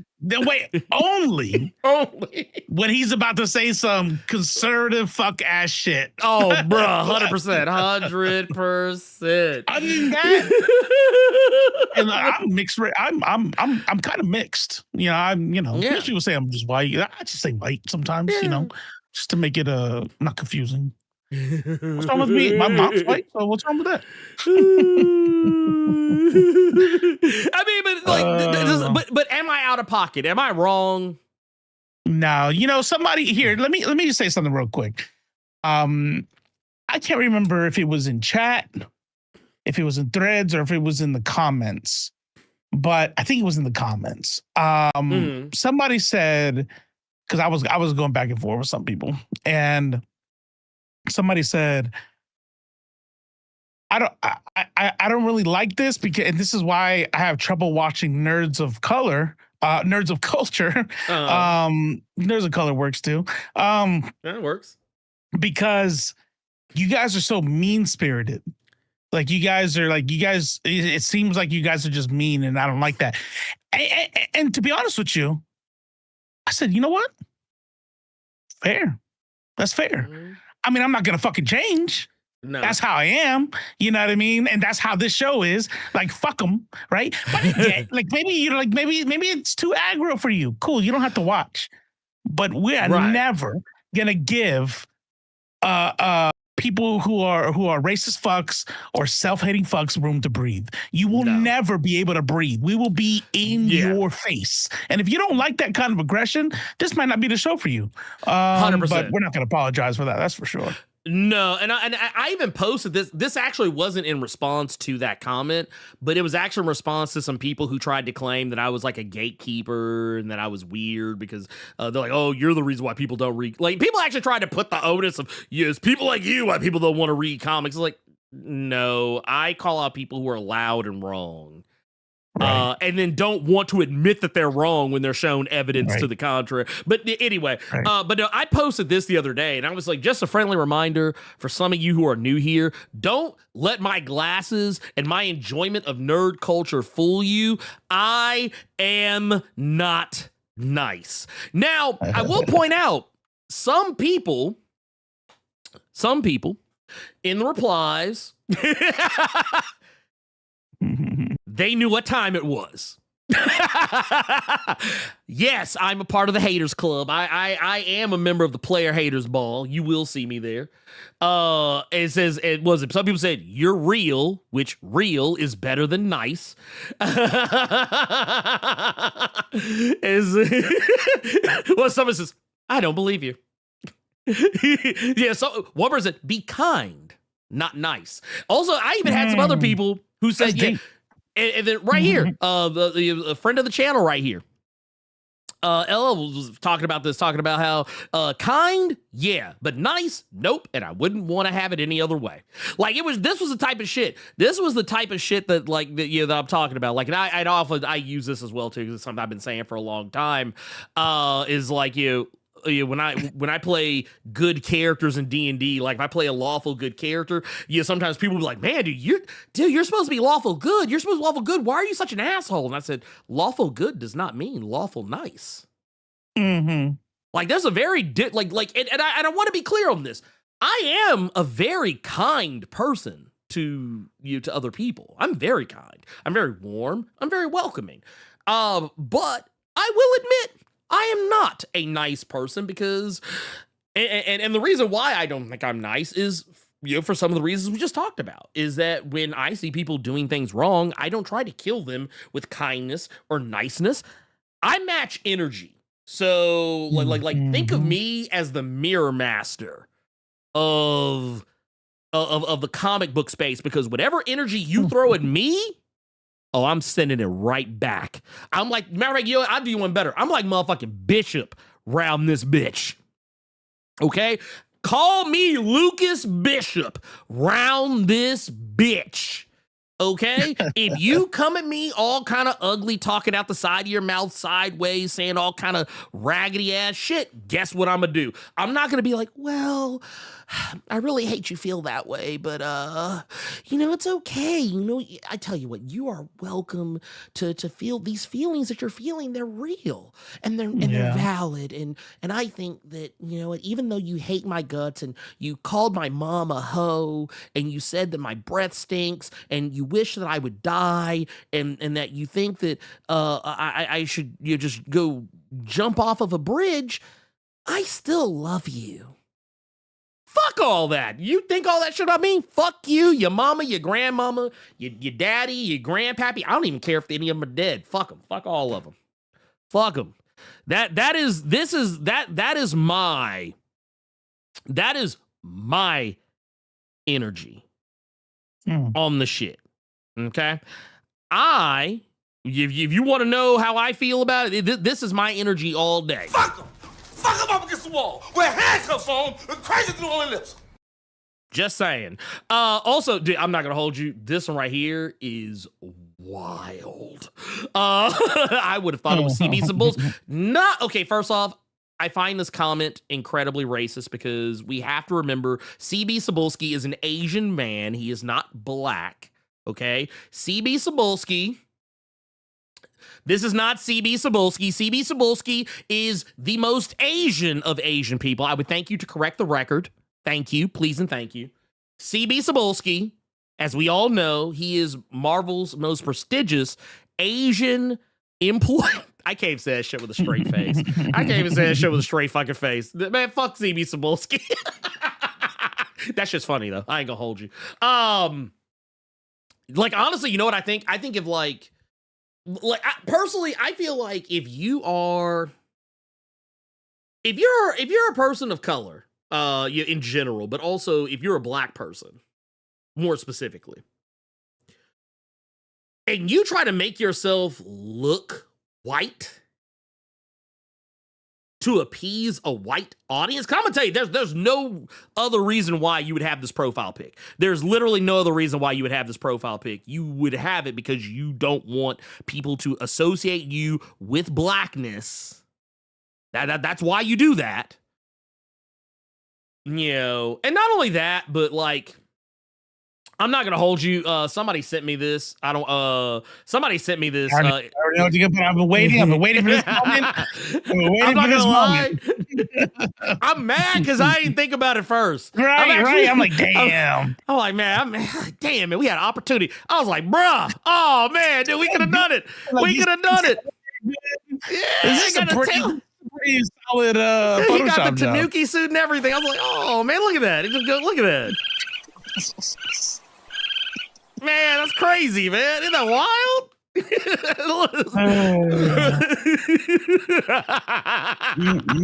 I was like, damn, dude, he really do got the Tanuki suit on out here. That's crazy. It's crazy. Iniquitous. I was like, man, you know what? Honestly, I think this should be his profile picture from now on. I ain't gonna hold you. Gloves as dark as he is. You know what's wild is that he actually has the other one. He actually has the other suit. He has the one you get. Some of y'all know what I'm talking about. When you die too many times, and then they give you the Invincible Star Tanuki suit. That's the one he got. That's actually the one that he's got. Yeah, he out here, man. He okay. First off, you know what? I want to. Do you remember the that part? Yeah, fuck it. I'm just gonna pull it up in the video because I think it's important. I'm sorry, but I saw people talking about this shit, and I actually find it so funny that it's so easy to find. There was a point where, and I brought this up in the video, but there's a point where Rob basically goes out like he's slick going after Angel Reese. I was like, dude, why? I was like, why are we going after Angel Reese like this? What's going on? What happened? And I was Angel looking at Reese. Yeah, God, I love her. dude. I was like, bro, I don't understand it. I don't get it. I don't know why this is happening. I was like, why would you do this? Why are you like this? If you don't like Angel Reese, you're racist. Period. Yeah, 100%. There's no other reason.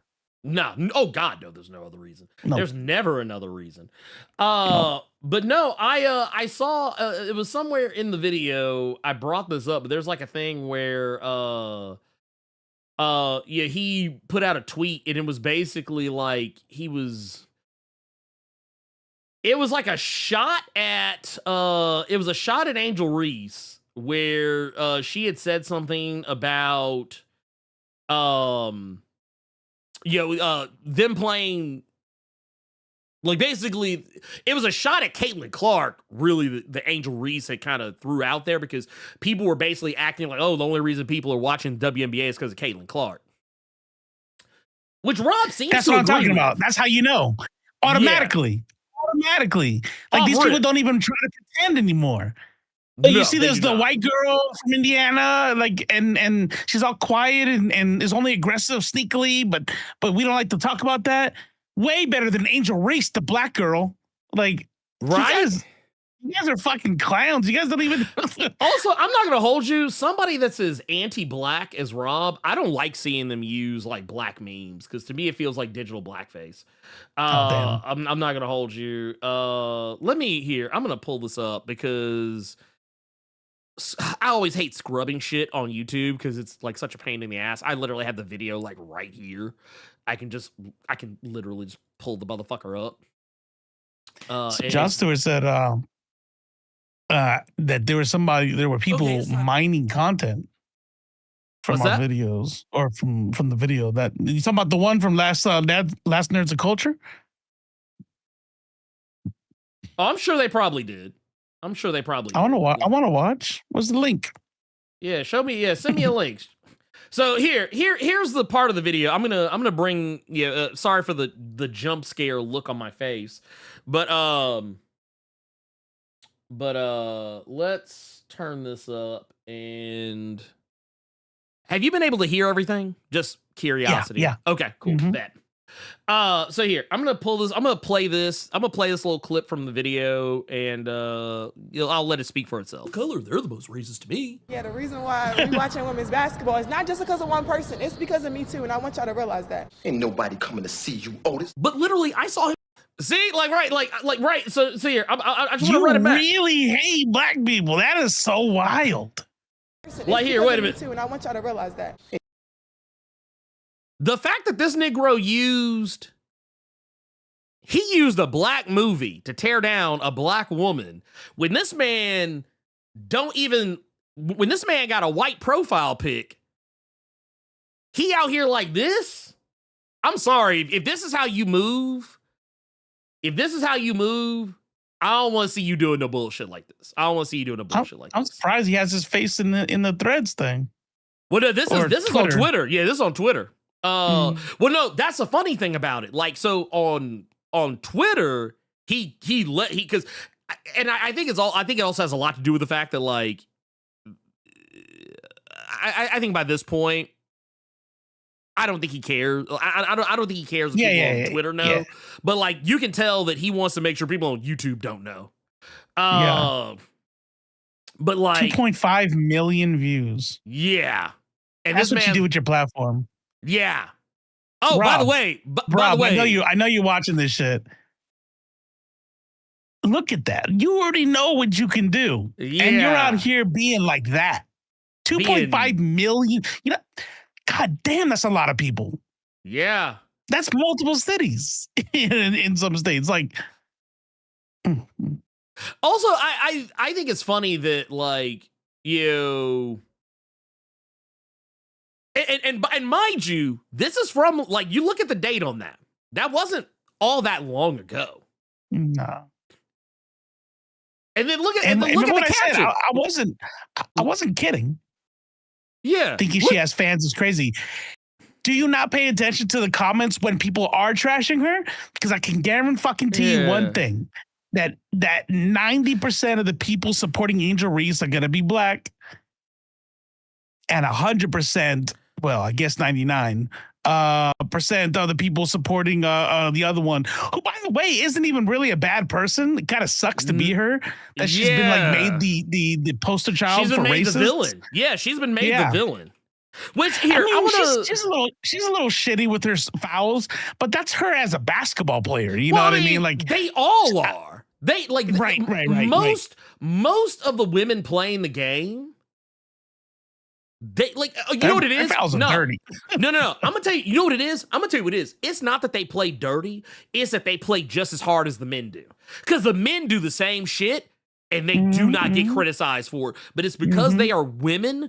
That is why they get criticized for it. Now here, I wanna do a little thought experiment. So let's see if Rob is right to be correct. Let's see if Rob is right. Let's. I want to do a little thought experiment. I hope you all will. I hope you all will ride with me on this one. Let's see here. Let's do. Wait, no, I didn't mean to do that. Let's cut out of that. Cut out of that, and then come back to that. Okay, so. Let's see if y'all can guess how many followers Angel Reese has. Now, and I'm talking about just Twitter, just on Twitter. Just Twitter. That's all we're talking about. Just Twitter. That'll be lower than an Instagram. 15K. 15K? So check this out.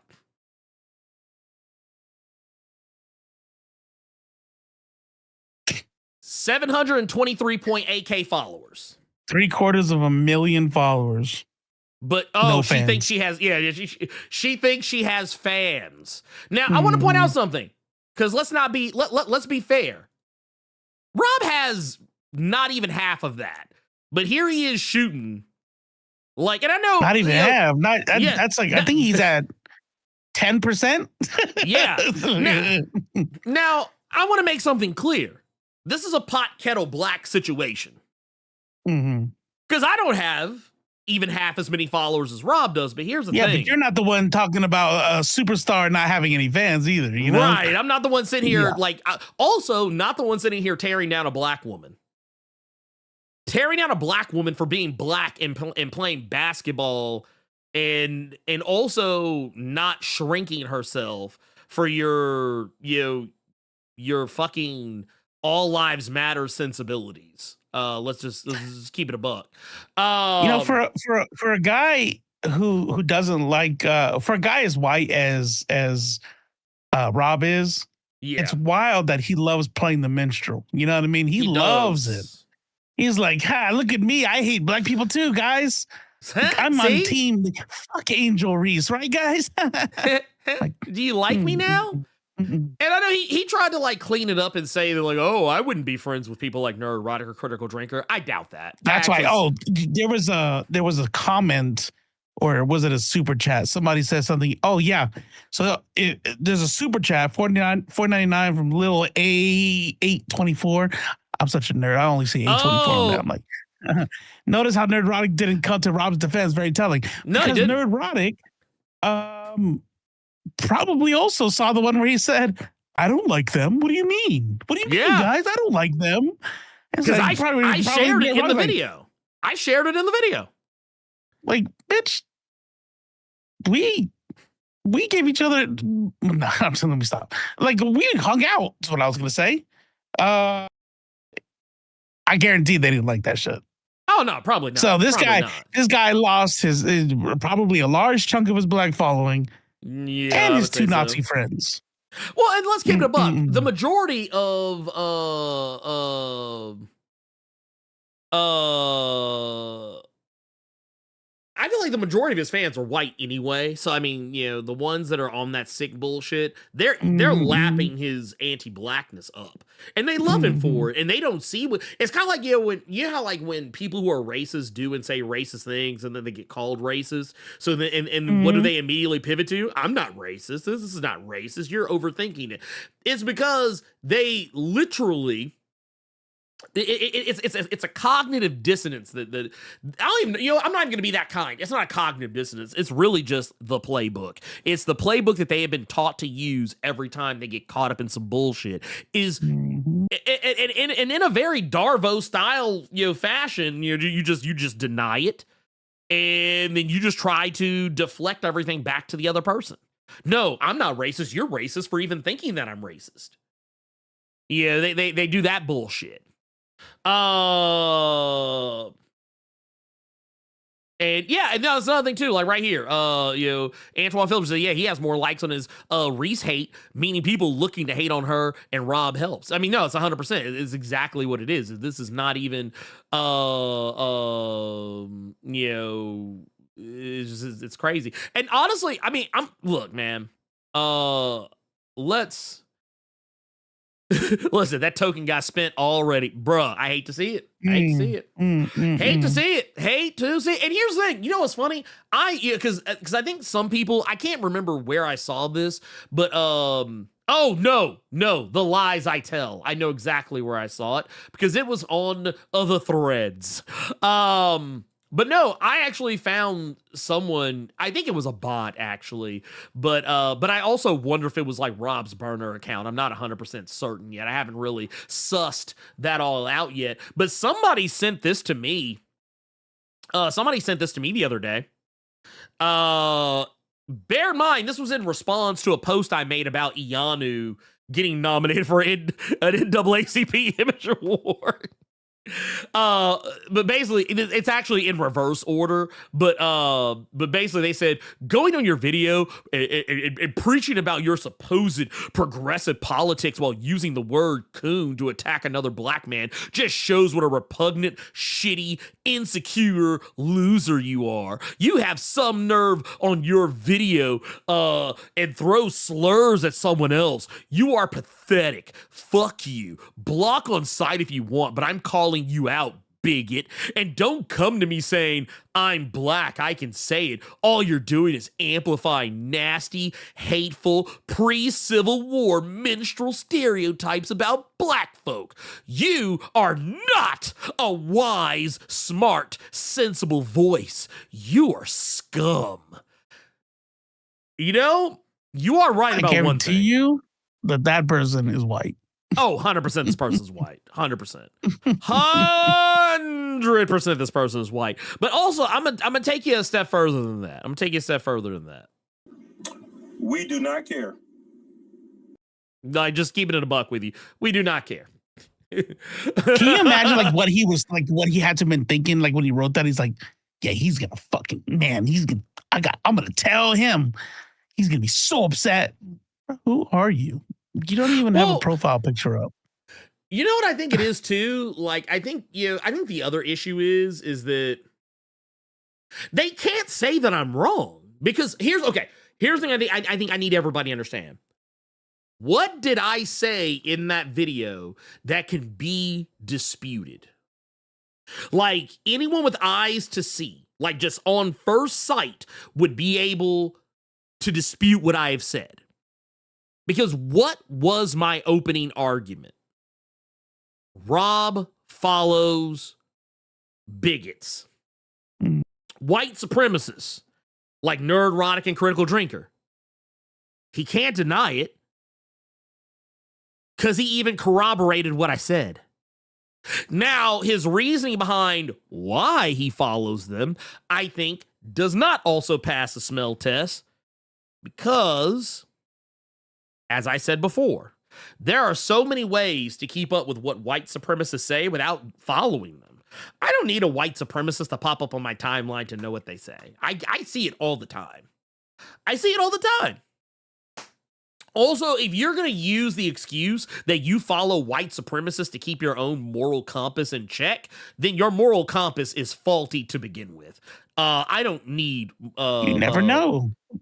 You never know. They might be right sometimes. They might be right. You know, a broken clock is right twice a day, but that doesn't mean you should walk around with a broken clock for all the other parts of the day. You know? Like at some point, you're going to need to know what time it is, and it's not going to be the time that broke. Like, here's the thing. So basically, and I've always found the saying, a broken clock is right twice a day, funny, because whenever people use it as a defense for why they get jiggy with some sus shit, here's what you're telling me. You're willing to listen to somebody who is wrong 99, or here, we'll be kind. We'll use a 100% scale. You're willing to listen to somebody who is wrong 98% of the time. That's what you're telling me.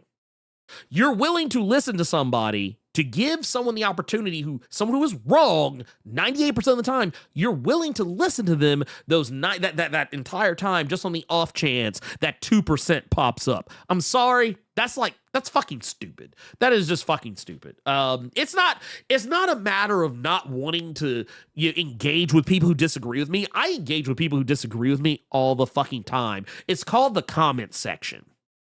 Mm-hmm. Anyone who thinks my audience agrees with me all the time, they are fucking crazy. Okay? I've seen my comment sections. People are quick to point out when I am wrong, even if they're not actually right. They are quick to point out when I'm wrong. People leap at the opportunity to correct me when I am wrong. And here's the thing. I'm a sport about it because I'm used to it at home. Me and my wife often joke about this, that like I am usually right so often that whenever I do fuck up on something, my wife is real quick to be like, boom, no, you're not. Even my wife does it. So, I mean, it's one of those things like people have a need. If she heard you say that right now, I can see her right now and be like, there he goes again. Yeah. Well, I mean, she knows. She knows. Yeah, yeah. We've joked about this for a long time. Like, dude, no, triple dot. You ain't lying. Because look, I think what was it? You know what it was? I remember one day I was talking about the old Pace pecani sauce commercial. I was actually telling Circe about it because we were talking about how like lynching used to be something that you could casually joke about back in the 80s. And I was making a joke about the Pace pecani sauce thing, and I mischaracterized the dynamic of the situation. And Cynthia was like she did something, and I know Robo will identify with this because he's told me he does this too. Like while I was talking to Sirs, she went into her phone and was like, she was like, actually, you're wrong. She was like, it wasn't like this, but I forget exactly how it was. Basically, I hate. Go ahead. No. Basically, I misframed why they used to do the whole thing about the whole like New York City thing. Like I mischaracterized. New York City. Yeah. What you don't remember like how you characterized it? Like what? I can't remember exactly how I characterized whatever it was. It was a Mandela. It was kind of like, it was almost, I don't even want to call it a Mandela effect, 'cause I don't think other people probably think this, but basically I just mischaracterized the setup of the commercial. But like the overall sentiment was no less correct, but like it was how you got there was wrong. Because once again, I hadn't seen that commercial since I was a kid, so my memory of it was fuzzy. And I admit that. The correct thing is that the dude brings Pace pecani sauce salsa that was made in New York. Right. And then they're mad at it. That's the correct thing, right? I don't remember, honestly. I've slept. God damn it. You told the story, and I need details now. He needs the details. I'm sorry. I'm gonna DM your wife now. I'm gonna like, hey, you remember this story? Because I need the rest of this. I'm gonna be honest with you. She has a terrible memory, so she probably won't exactly remember it. God damn it. But no.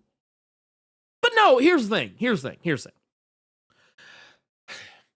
It's not even just that. It's like also the shit he said about Milestone, how dismissive he was about it. The whole I don't want to be the voice of blackness or be the voice of black politics and shit like that. That I was right like, there was wild. I was like, bruh. I was like, first off, you're a Negro making comic book videos. Everything right. you're going to do is going to be considered political no matter what you try to do or say. So stop using that tired ass fucking excuse for why you don't do something. You know what's wild too is because like that statement in and of itself is nothing really wrong with that statement. Yeah.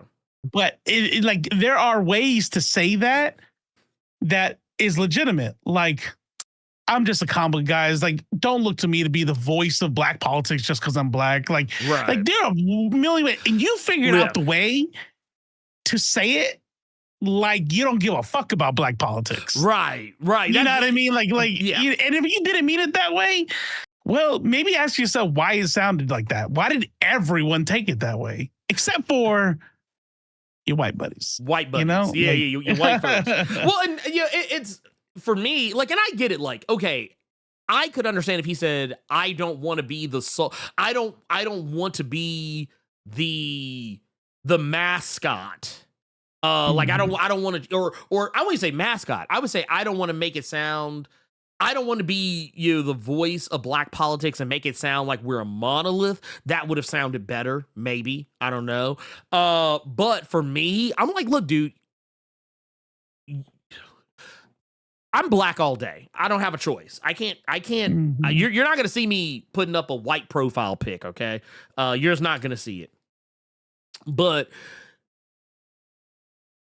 no matter what I say or do, anything I say, someone is going to find a way to make it look like I'm being political, even when I am not. And then you know what I actually found even more funny? And here, let's do this. Let's just go ahead and do this shit. I want to go to the video itself and because there were some people that said some pretty wild shit in the comments. So some good, some bad. Also, dude, this video has over 8,000 likes. That's wild. That is insane to me. You didn't really get to your point that you were gonna make about how it could have gone really bad. Oh yeah, and you wanted to give thanks to the people. Actually, that actually does kind of get us back on track. I do want to give thanks to the people because I pulled a Rob.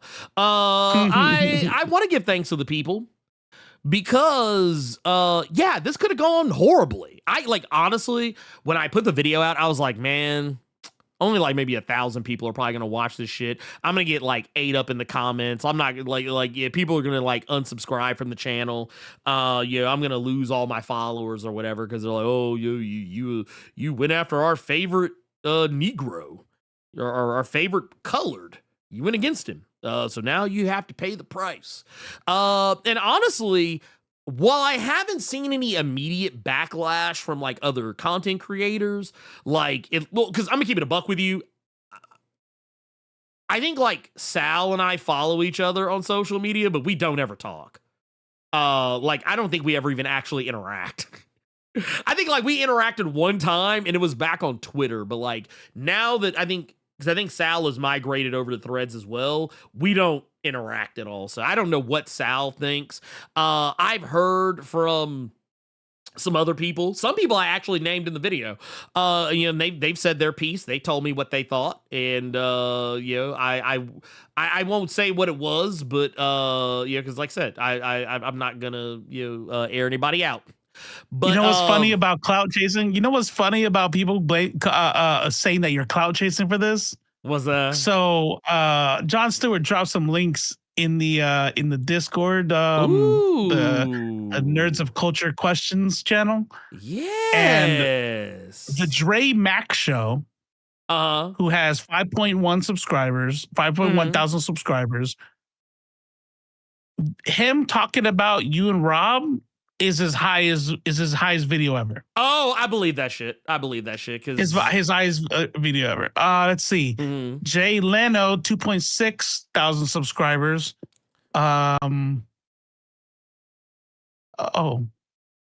Wait, what's up? Yeah, I mean Yeah, he's. You know, I'm not hating because I mean my YouTube channel does the same thing, but I mean it's 113, so he's not really getting views at all. But that other guy, Oh yeah, you it's talking about funny. Dre Mac? Like it's double. Yeah, the Trey Mac is like double his everything. It's funny. Well, it's kind of hilarious. Oh wait, what's this one? Oh, it's a live stream. Ooh. Yeah, I didn't scrub through. You talking about Rob's? Yeah, those one that's I think one of these is like he did a live stream. Yeah. It's 10 minutes. Maybe he talks about it in here somewhere. Oh, probably. I don't know. I love how this is framed. This is hilarious. I'm not gonna lie. Actually, I can't even be mad at this shit. I can't be mad at this shit. This is hilarious. I'm not gonna hold you. This video right here it says Blerd Without Fear attacks comics explained, and it's like, I mean, if you say so. I mean, I guess, you know. Is that you or is that AI? No, that's me. It's an old picture of me though. Like, oh, okay. Like that. I've never seen you make that face. That is because, well, also he scrunched it in. I can tell it's a picture he took and he scrunched it in so like it could like fit in with his thumbnail. Right. But yeah, that's kind of funny. I actually do find that one hilarious. Even though it is not flattering. Because I don't take that shit seriously if I'm keeping it a buck. But here, let's look at this one. What's this one? Okay, yeah, this is the one right here. I've seen this one. I didn't watch it. I haven't watched this one yet, but Dre Mac has watched. Dre Mac did a reaction to another video that I did when I was talking about Riri Williams' Ironheart. When I was talking about the Ironheart TV show, the video where we were going through and debunking all the shit people were saying about the Ironheart TV show that was just objectively wrong. And also, dude, that's an old ass picture of me too. That's crazy. Like, I was like, dude, I have newer pictures, y'all. I swear to God, or not newer, but I have better pictures. But that's cool. That works for me. I don't care. But yeah, no, that's one of those things. I'm kind of like, you know what? That's fine. That's fine. I don't care. You know, it is what it is. And you know what? I actually don't mind because you know what? At the very least, the people who are doing this, they're tagging me in the video. And you know, it's also kind of slick helping keep the video out there. So I'm honestly not fucked up about it at all. Like, you even if it is unflattering. So you know Rob would cry in the car, right? I mean, look, here's the thing. Thank you, CeeLo Green.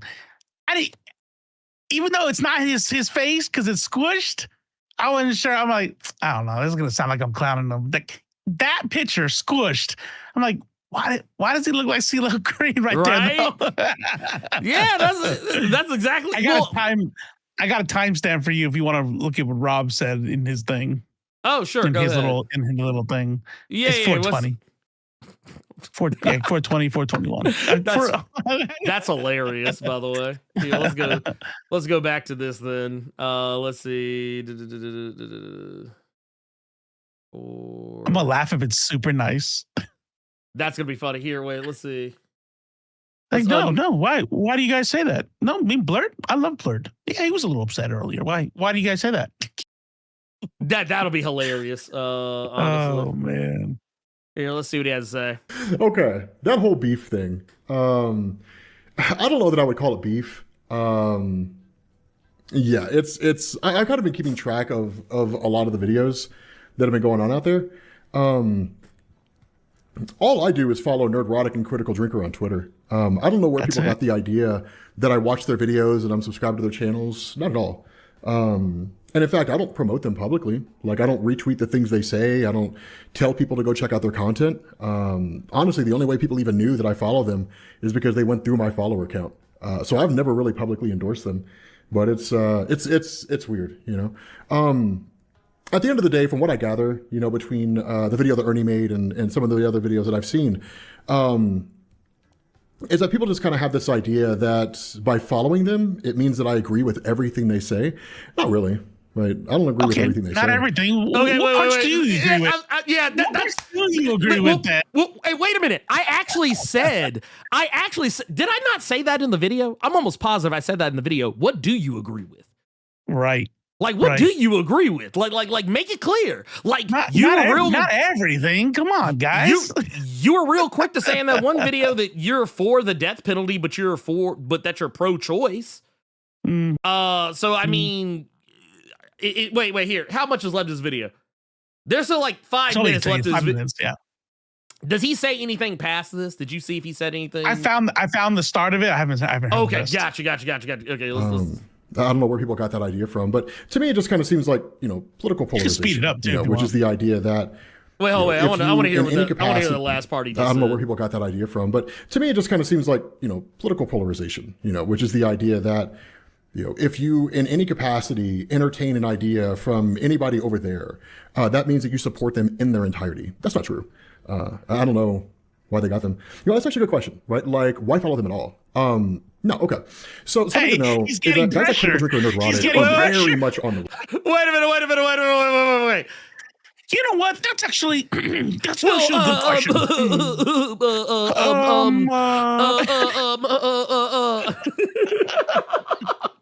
When your own people, because let me tell you something, nobody fucking watches you stream games, right? No. So I guarantee you, like, it's probably a select few of day one's diehards, right? Just like when you used to stream, you got fucking 100,000 subscribers and 40 motherfuckers watching you. Like, because just to put it in perspective, like this, that's like you got 3 million subs, right? Yeah, you get like he's skating up on he's skating up on 3 million, but like this is not like this is like my league. Like, this is a good day for me. Yeah, this is a good day for me. On a real video. On an right. Like, we're talking about streaming live. Right. Yeah. You know what I'm saying? So what I mean though is that if you're streaming live, it's a you're only there with your diehards. Right? Your day ones, your ride or dies. Yes. And even your ride or dies are like, but why are you following them at all? Yeah, like people are asking questions. Why are you following them at all? Do it. Yeah. Please. Just play in the middle. Just be a centrist. Just be like, I love Ernie. I love Rod. Wait. This was actually, here, let's see if I can find it. This was my favorite part of the video, honestly. this right here was one of my favorite. Here, I'm gonna bring this in just so you can see a little bit better. But no, the enlightened centrist. I'm not left or right. I'm a secret third thing. Which, by the way, spoiler alert, it's right. I respect all political viewpoints. It's just a coincidence I only happen to show support for the right-wing ones. Right. But no. If Rob wanted to come on and talk about it, would you? I'm starting to start beef. I'm just curious. Wait, where's the? Oh, I see it now. Honestly, if he reached out to me, I would. Here's the thing, though. I would ask him this, and I would be like, "Are you going to be good faith about it?" That's going to be my question. Are you going to be good faith about it, or are you just trying to play damage control? Because, like, if it's just damage control, then I have no interest in that. But if he actually wants to have like a legit conversation about it, then I would be like, okay. But the thing is, I don't think that's going to happen. Who would answer that honestly? Like, who would answer that honestly? You know? Yeah, honestly, I don't expect him to answer it honestly. Yeah. And here's the thing, and once again, this is why I showed the messages that he and I shared on Discord, because I didn't want people to be like, "Oh, you're just making this shit up," because I actually almost didn't show it. But here's the thing. But at the same time, here's the thing. Here's the thing.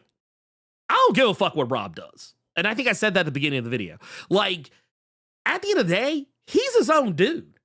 And you know what? I'm going to hit him with the same shit he hit me with. Well, honestly, what you do doesn't affect me, Home Slice. You do you. I'll hit him with that shit. Except that was in response to what would you do if I was following a Nazi? Oh yeah, exactly. Which is I wouldn't care. I wouldn't care. What's the matter? It's like, dude, fuck out of here with that bullshit. No, honestly, for me, Rob can say whatever he wants. I need to see action. I'm gonna give Rob the same energy that I give celebrities when they fuck up.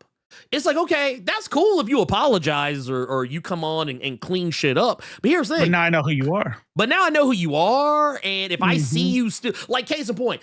Okay. So here's the thing. And I'm going to tell you, actually, I take everything I just said back a little bit. I actually would be less inclined to do it because I don't want him trying to use my platform to launder his image, to make it, because Robo taught me something a long time ago. It's when people disarm you, when they try to disarm you with the opinion, and that's kind of what Rob's doing here. He's trying to play the nice guy because he's trying to disarm the people who might otherwise, call him on his shit and trying to make me look like the asshole. But here's the thing. When I put that video up, I was chill. At least I felt I was being pretty chill. Mm-hmm. I wasn't going off. I wasn't freaking out. I was talking, honestly, not much differently than what I'm doing right now, how he's doing right now. I was not being to mention the video before that was defending him. Yeah. So here's the thing. I've already defended him. Okay, here's the thing. And you know what? I want to make sure that we're very honest about this. I want to make sure that we're very honest about this because, for me, I don't think that there is any merit in me laundering, his whatever the fuck, I don't think that there is anything in that for me. I don't. I mean, unless somebody can show me evidence to the contrary. Here's the thing. Here's really what it all boils down to. I don't even like calling it beef because beef makes it seem like it's like it's a personality conflict. It's really like not. He's like, oh, he said something about my mama and he said blah blah blah blah. Like it's not that. It's that. Think about it. Like because somebody Seattle said, would you guys be willing to squash it? There's nothing to squash because. No. What it is finding out who Rob is and saying, I'm not fucking with that dude anymore. To squash it would be to say that Rob is not that person anymore. You know what I mean? Like Rob is unfollowed him. Rob has made out a good, sincere video. Me and Rob talked, not me, but let's say I'm Ernie. Me and Rob talked offline, and it was actually he feels like shit. Rob puts out a video acknowledging his anti-blackness and that he's used his biracial to his advantage, and these are all these things that would have to happen because it's not a personal thing. Oh no! Nobody knows this motherfucker. Like, you know what I mean? What he eats doesn't make a shit. All it is saying, "Wow, this is who he is," and I'm not fucking with this dude anymore. I'm not gonna lie. I don't know why, but I'm gonna keep it a buck with you. I don't typically mock Rob. Like in the past, when I've done it, it's all come from a place of love. But I won't lie, the day I realized I had a pretty good Rob impersonation was hilarious. But no. But to say this is who he is hard to say. Look, look, my mom told me, when they tell you who they are, believe them. Believe them. Please believe them. Look, he follows them. He says sometimes they have good points. We've all just spent the last half an hour talking about all his anti-black, a black dude who does nothing but dog whistles and microaggressions. Like that is who he is. Like, does that mean that if I ever met Rob, I would fucking hate him? That he'd be annoying or something? Maybe he's fucking a nice dude. Maybe he's really cool to hang out with. You know what I mean? He's a fun dude to talk to. Yeah, because it's not personal. This is the thing that people don't get is like, people think that when you have these levels of disagreement, that it's a personal thing. Like, it's something that you can talk out. It's not. It's, hey, bro, I don't like the way you move. He said, "Fire him up." Look, cut him too thin to fry. But no, I like this one right here. I actually like this one right here because it's funny. Pappy O'Houlihan says, Rob's not the mindless conformist you are. Okay, first off, I'm going to just go through this line by line because to go through it after the fact. You should take that off and say, if you want it on the screen, you got to pay. You know what? You are correct. You know what? Yeah. I tell you what. Yeah. You know what? Here's what we're going to say. Rob's not the mindless conformist that I am, but here's the thing. What about me is conformist? Because honestly, blackness, embracing my blackness is not conformity. As a matter of fact, it's actually quite counterculture. Is that what he's saying though? Like, wait a minute. Is that what you're, if you're still in here, is that what you're saying though? Because that's what's in play right now though. You being pro-black. Oh, no. And here's the thing. No. Actually, I do want to bring this up because I do want you to see this part. I do want you to see this part because I think this shit's hilarious right here. When people have say we didn't never give you nothing. Look at this for free. Look, says, watching you call others racial supremacists is adorable. This was fun, but I'm going to leave before I catch whatever's made you this deluded and self-right. First off, this isn't an airport. You don't have to announce your departures. You can leave whenever you want. Nobody cares. But also at the same time, what made me a conformist? Because I feel like conforming to white culture and being cozy with white supremacists is more like that. That's conformist. Like that. G Martinez Mac. That's he nailed it. His thing. The thing is here is he's calling your pro-blackness conformity. Yeah, he's calling it conformity. When in reality. Example number 2, the only motherfuckers who come out and defend Rob are racists. I should tell you something. Look, let me tell you something. Rob's audience is never beating the charges. Rob's fans are never, ever beating the charges. Not ever. Not in the history of ever. Here, I'm going to let this play. I want to see what else he fucking says. Yeah. Right. Yeah. And the reality here is that most all the channels like that, they just kind of default to those guys for their opinions. So why not go to the source? And while they're not right 100% of the time, in fact, they're wrong most of the time, like there could certainly be instances where they frame something in such a way that gies me a reason to think differently. So, okay, so let's here, before, because I know he's not going to give a real example. What is it they say that you agree with? Yeah, say the fucking thing. Say it. Wait. Do I need to get the Simpsons clip out? Do I got to be like, say the line, Bart? Right. Say the line, Bart. Come on, say it. Just fucking say it. Just say that you agree with. Say what? You know what this is? This motherfucker must have watched that goddamn Pam Bondi hearing. He must have watched that shit because he's tap dancing around shit. But anyway, let's keep going. Go ahead. That Nerdrotic tweets out, because again, I don't watch their videos and I'm not subscribed to the channels, but let's say that he tweets out, Sam Wilson doesn't need to be Captain America, right? Which sounds exactly like something he would say on Twitter. And let's say... Correction, he wouldn't say that. He would say Sam Wilson is not Captain America. Right. There you go. I fixed, right. Also, I fixed it for you. One thing is, even if it was the first one, does motivation not matter? Do you have the critical thinking of a child to where when you hear a string of words, the motivation behind those words doesn't matter to you? Like Sam Wilson shouldn't be Captain America. Hey guys, maybe he just because he's so connected. Steve Rogers is part of his childhood. Like, no, ask the motherfucker what he means. He only cares because he's black. That doesn't matter to you. So here's the thing. What the fuck is wrong with you? I'm downloading this. I'm downloading this because I'm downloading this clip because this is some more sick Negro shit.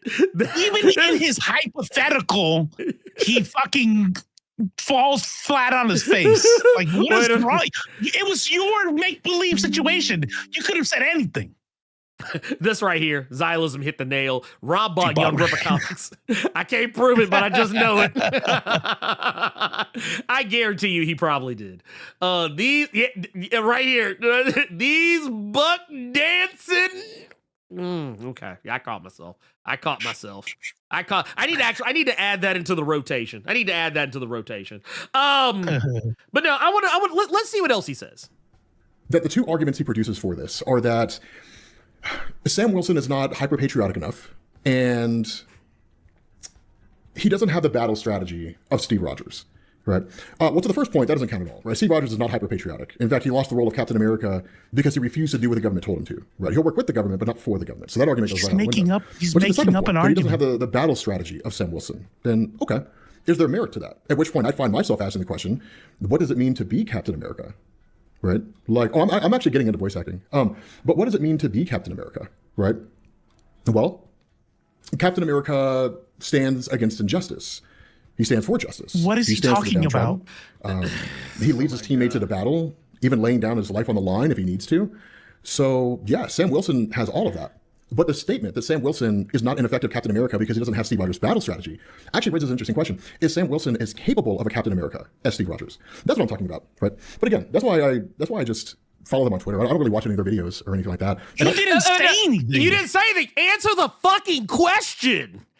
Yeah, but here's the thing. Like, why do you follow what's that dude, the KKK guy? Why do you follow whatever? Why do you follow that Nazi? No, I meant like the founder of KKK or some shit, whatever his name was. Duke. Yeah, David Duke. Yeah. Why do you follow David Duke? Well, you never know what, like for example, just for example, like, let's say he's like, I hate Obama. So you think about that, right? You think about like, what, Obama, he drone struck, and then there's like, he maybe he's American, maybe he's not American. But what does it mean to be American? Right? That's what I'm talking about. That's why I follow David Duke. Rob does not, in fact, use a washcloth. I believe it. I believe that shit. So black man can't stand for justice. I mean, I have questions. Oh, Lord. Dude, this right here, the shucking and jiving in 2026 is crazy. Right? Yeah, it was right here. Yeah, I felt something was wrong with him when he was depressed a couple of years ago and started being really dark. Y'all remember that, right? Then he got his white friends and things changed. And the fucked up part is that like when Benny was when Benny died, like Rob was in a fucked up place. So like I felt for dude. And once again, I made my attempts to be there, but yeah, that didn't really he didn't seem terribly interested in my friendship at the time. But yeah, and I wasn't even doing it like, trying to get close. Like, I don't care. Like Rob's audience and my audience, they're two different things. Cause anyone who thinks would it be nice to have almost 3 million subscribers? Oh my God, dude, it would make my life so much easier. But here's the thing. If those 3 million fans are white supremacists or, sick Negroes who will lay down and bend the knee and bend over for white supremacy, then I don't fucking want them.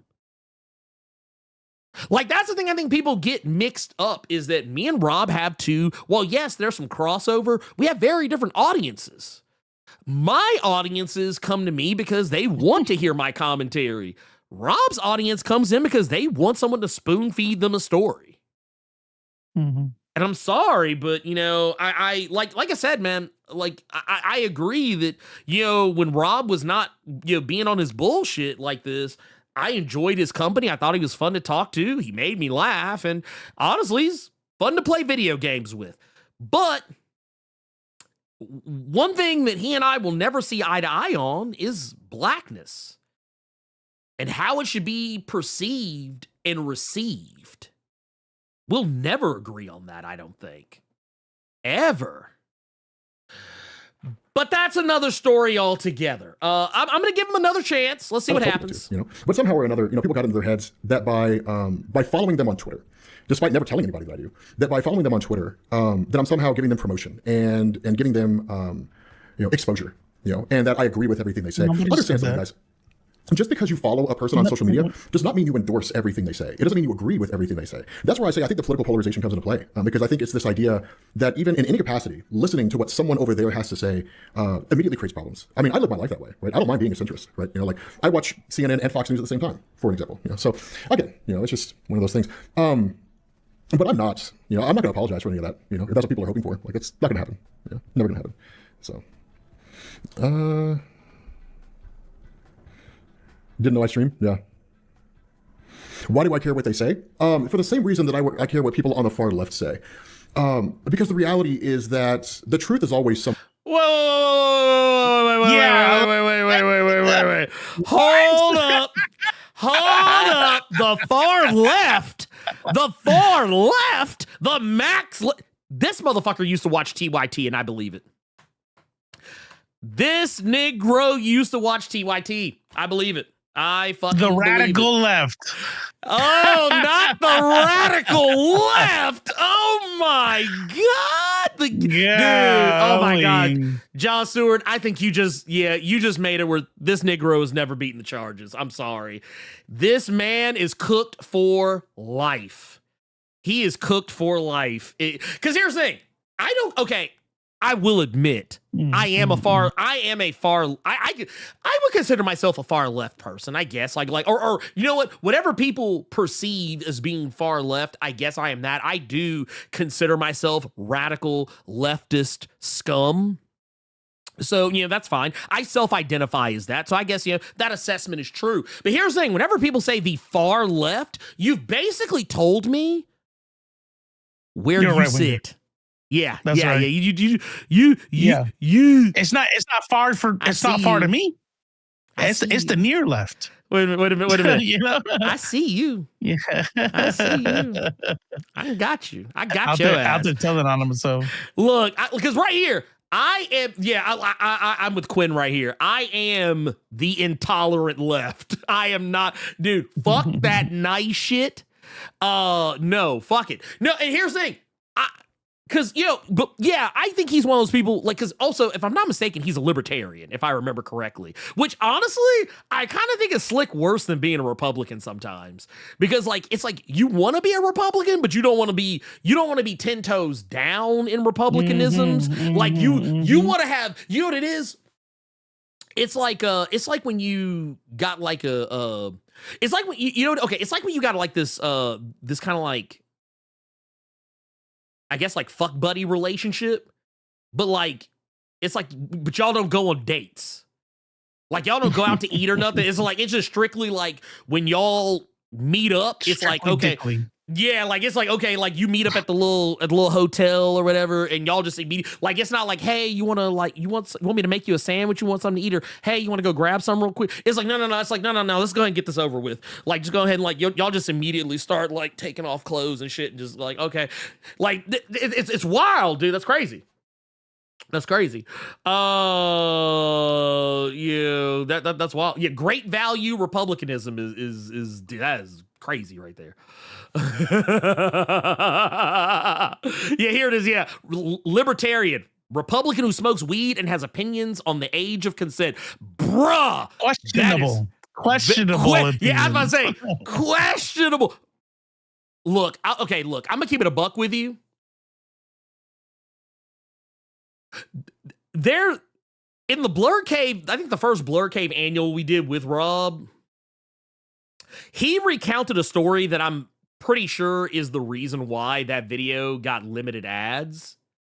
And it's a very questionable story, and it was uncomfortable to listen to. And if anyone goes back and watches it and sees me snickering or laughing, it's nervous laughter. Please believe that. It was actually one of the earliest. You told me about this. Yeah, it was one of the earliest. Remember. Yeah, and you know what? It kind of plays back to something you said earlier about women and boobs. It kind of goes back to that. I mean, once again. Yeah. We were talking about how it used to be considered commonplace. Right. Just get her drunk, she'll give it up. Right. That's the conversation we were. Yeah, I remember. Yeah, there's a story he recounts in that where I was kind of Ooh. Mhm. Yeah. Anyway, neither here nor there. Look, there's some yeah. stories you don't need to repeat in 2026. No, God, no. Some people just aren't. You know what his problem is? I'm gonna be a little bit mean Yeah. right now. I'm sorry. If you Oh, guys go don't ahead, like shoot. mean, just plug your to mute us for like 20 seconds. Mhm. You know who Rob is? Who's that? Rob is a dude that got no play before YouTube.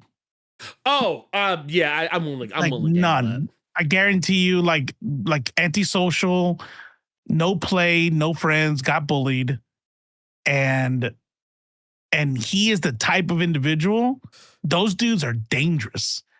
Those dudes are more dangerous than fucking jocks and shit like that. Not to say that the jocks are fucking safe, but like whenever you give somebody like that, like immediate fame and recognition and money, dangerous. They have like no idea like how consent works because their only experience up to that point was porn.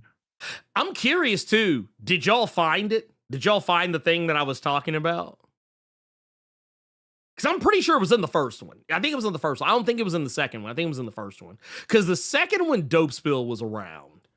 And I don't think we talked about it then. I distinctly almost said something terrible. I distinctly remember it only being me, Carter, and Rob talking. So I'm almost positive that Kick him Bunabert. I'm so tired of you jealous, talentless, virtue signaling liberals. We're not liberal. Don't ever call me a liberal. Yeah, I'm about to say liberal. That's disgusting. I love how people always think like I'm not liberal at all. I hate libs. I actually probably hate libs more than you do. Yeah. But and for the right reasons. And for the right reasons. Not for the wrong reasons like you. Yeah. I hate them for the right reasons, which is crazy considering y'all call you. We can't get comics here. Rob went out of the way to tell us about comics. Rob didn't do shit for Uganda. What? Rob He went out of his way on YouTube.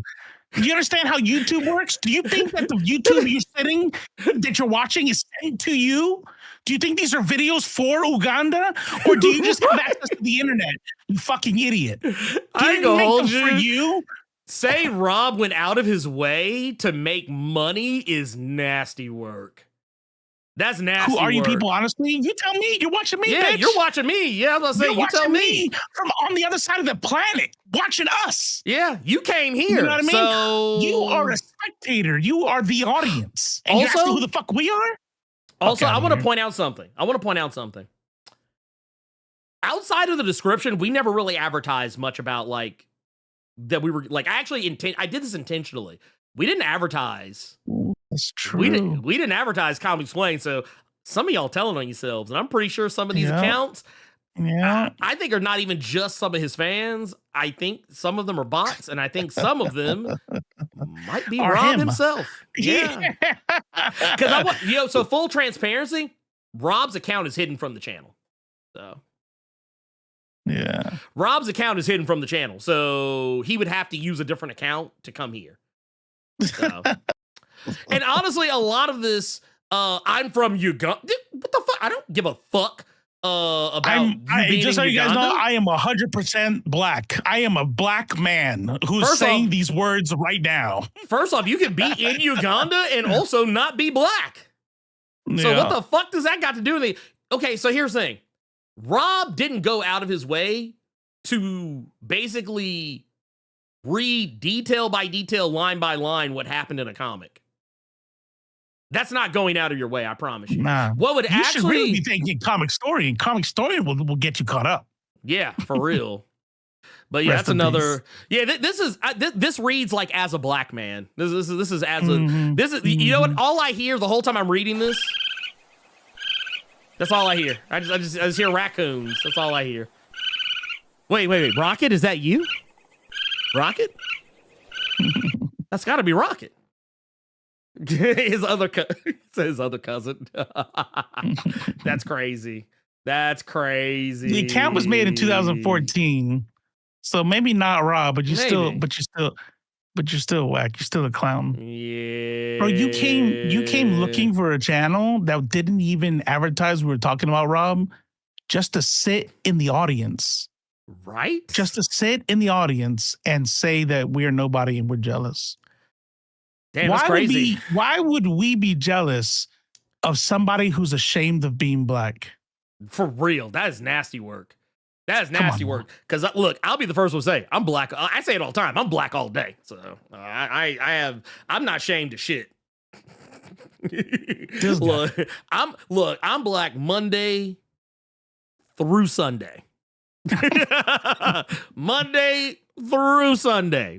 Keep it real with me, pimp. Black on the weekend. Black on look. And when we get that extra day in leap year, he said, "Create better content, losers." Look, man, I would actually have fun. Actually, have fun, like sparring with dumbasses. But then you know, like, I can't even tell if you're real. Like, honestly, are you like an AI bot? Because I feel like this is the Matrix. Nah, this is the Matrix. This is just the Matrix. But you know what we are going to talk to? We're not going to talk to real Do you think motherfuckers. That's air you're breathing right now?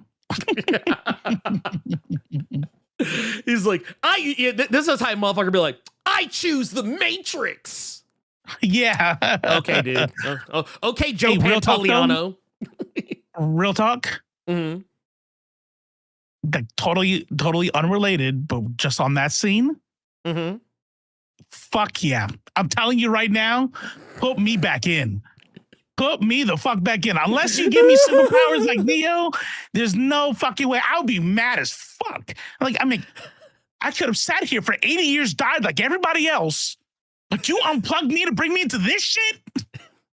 I'm not gonna hold you.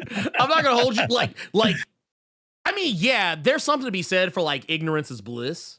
But like, right. I could never after knowing, I wouldn't want to go back because I would know, or I feel like at some point I would know again. So like, it's one of those like, yeah, if I like, okay, if you're talking about like, oh, I met some shady dudes at a bar and they handed me a blue pill and a red pill and we're talking about some wild psychedelic shit. Oh yeah, man, dude, this is going to free your mind, baby.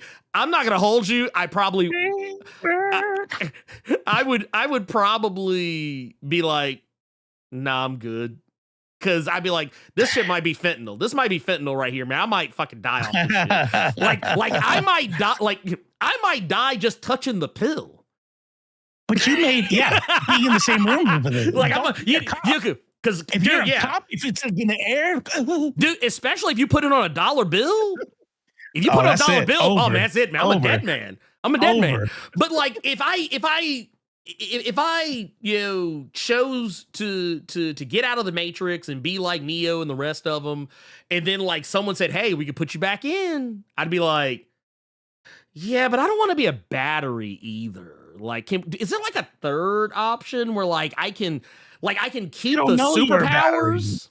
You know what I'm saying? Yeah, but like, you don't know. No, but you made a good point. Like after you already know, it's like that one Black Mirror where he finds out the woman he's in love with that has been smashing is a giant spider. Yeah, I'm like, bro, just put me back in. Like, now you can't. Now you're like you're having sex with his baddie. And it's like, I know you're a giant spider now. It's not the same. Like imagine like them strokes hit different now. You're like, yeah.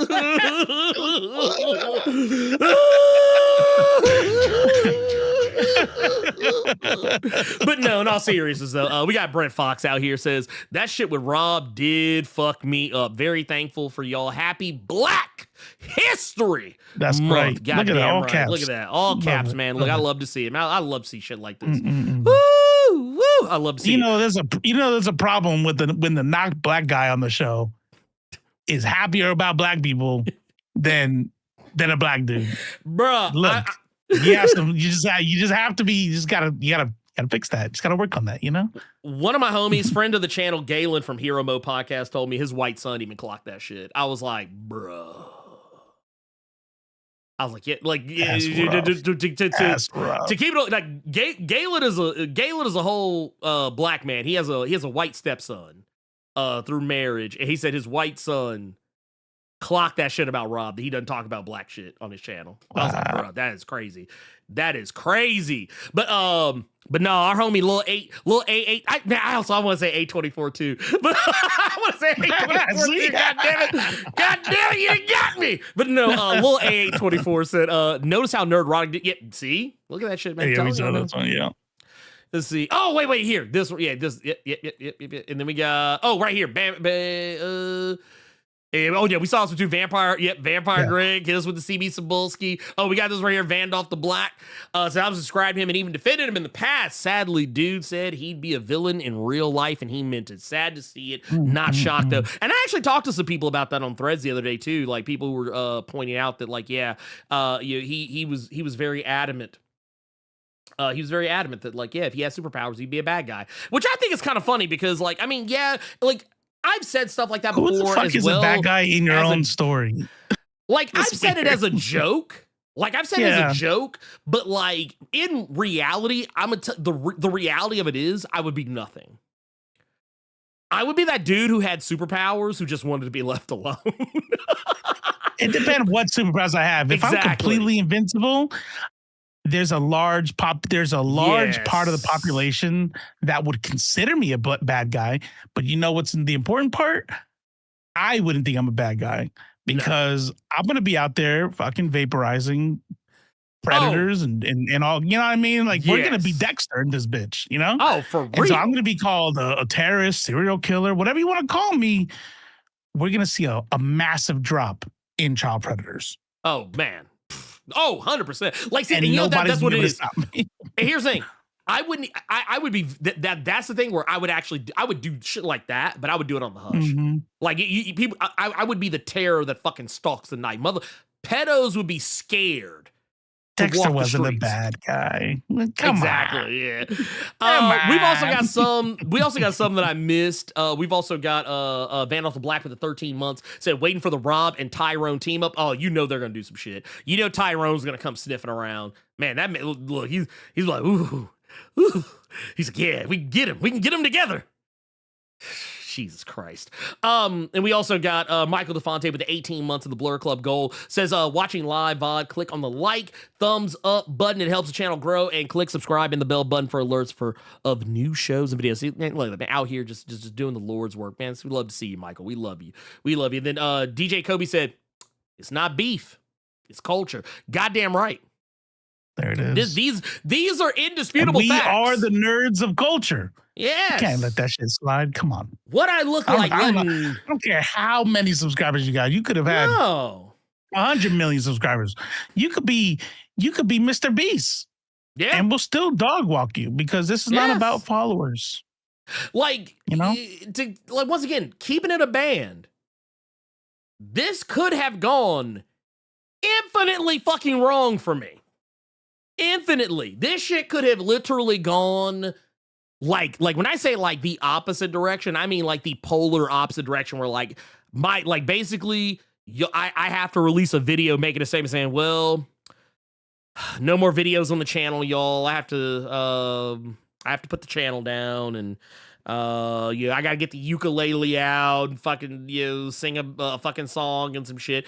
No, it didn't, and I'm actually happy. Do your streams from GameStop, right? Yeah, but like, look, y'all see me like behind the counter, be like, hey guys, and I'm going live from the stock room at GameStop. Yeah, don't forget to smash that like button. Yeah, man, hit that like button. Oh, yeah. Would you like to would you like to redo your power ups rewards card? Hey, what games are you looking forward to coming out? Oh, nothing? Oh man, that's crazy, man. I thought you would have wanted to get on that GTA 6. You know, you gotta put $5 down if you want to lock down your GTA 6. Come on, man. That game's gonna sell out like crazy, bro. And then a 26-year-old manager comes like, Ernie, I see your phone on down there. Turn off that phone. Turn off that. God. I'm sorry. One more time. Like and subscribe. Hit the hype button. Like, bro, what do I fucking look like? No, but no. I even told my wife about it too, because we are in a precarious situation right now. She just gotten back to working again, and I was like, and I even told her, I was like, Because yeah, she asked me what I was doing that day, the day that I posted it. Like it was about roughly after I had posted. I said, well, I could be either getting ready to release a video that will either be the greatest thing I've ever done or the worst mistake of my life. And she just she was just like, okay then. that was her only response. You said something earlier that really like that speaks to me, and this is why we're friends, because we're both similar in this way. Yeah. We are principled to a fault. Yes. Like there's a reason why you're not have 1 million followers, because it's like you can't get yourself to do the thing that you can't sell out. No, not at all. I'm not saying everybody with 1 million followers is a sellout. I'm just saying it's really hard to get to 1 million followers without being a sellout. That is scarily fucking true. Like I've thought about that shit. Do you know how lucky you have to be a guy like Hassan Piker who can like just say the wildest, craziest shit ever that he wants, and the motherfucker can literally get banned from Twitch on a Monday morning and be live streaming on YouTube within an hour and have over 18,000 people watching him? But even him, like he has his privilege. Oh, like no, of course. He's like the Donald Trump of Lefty Pug. Like he got a small loan of $1 million type shit. You know what I mean? No, that's 100%. I think his dad owned a radio station or something. So he was kind of, he had privilege. His dad is fucking. I mean, his uncle is Cenk Uygur, who got him a job on TYT, like when he was a kid. Like you, literally coming from nothing and getting to like superstar online status. That's hard. A small load. What is it? Rob, what? It was a small load of one J. Oh, you're talking about like this right here? Yeah. If Rob and Tyro Magazine of the Chuds would lose their minds. Yes. No, they 100% They would love that. They'd eat that. They would love that. We got our own darkies. See, here's the thing though. Let me tell y'all something. I do not expect that pivot. I do not expect that pivot at all, because he knows his audience. He has staff. At the beginning of that stream that we just watched, he talks about how he's like, oh no, I don't know what he said right before it, but he said something about like, oh, I have a whole staff for that. He has people that look into this shit now. He makes enough money to be able to hire people to look into this. And he knows damn well that he has to play a smart. That's why he's making excuses for following them. If he was a right winger and I'm being hyperbolic when I say his followers are all racist. It's like you have to play. It's a good example. Trump doing the fucking Obama's a monkey thing. He's like, let's do this. Let's be super racist, and he forgot that there's a whole bunch of racists who need to feel like they're not racist. And once you take that excuse away from them, not me, no, I would never, you know what I mean? And so he would lose. He would fucking lose his ass if he went right wing. Oh, yeah. It's kind of like how, the same thing that happened with their, with TYT. They pivoted to being more right-leaning, and look what it did. Yeah. You gained new followers, but you also lost a lot of followers. And the number that you lost, the people who just said, nope, not fucking with you anymore, I feel like that the number of people you gained did not make up for that loss.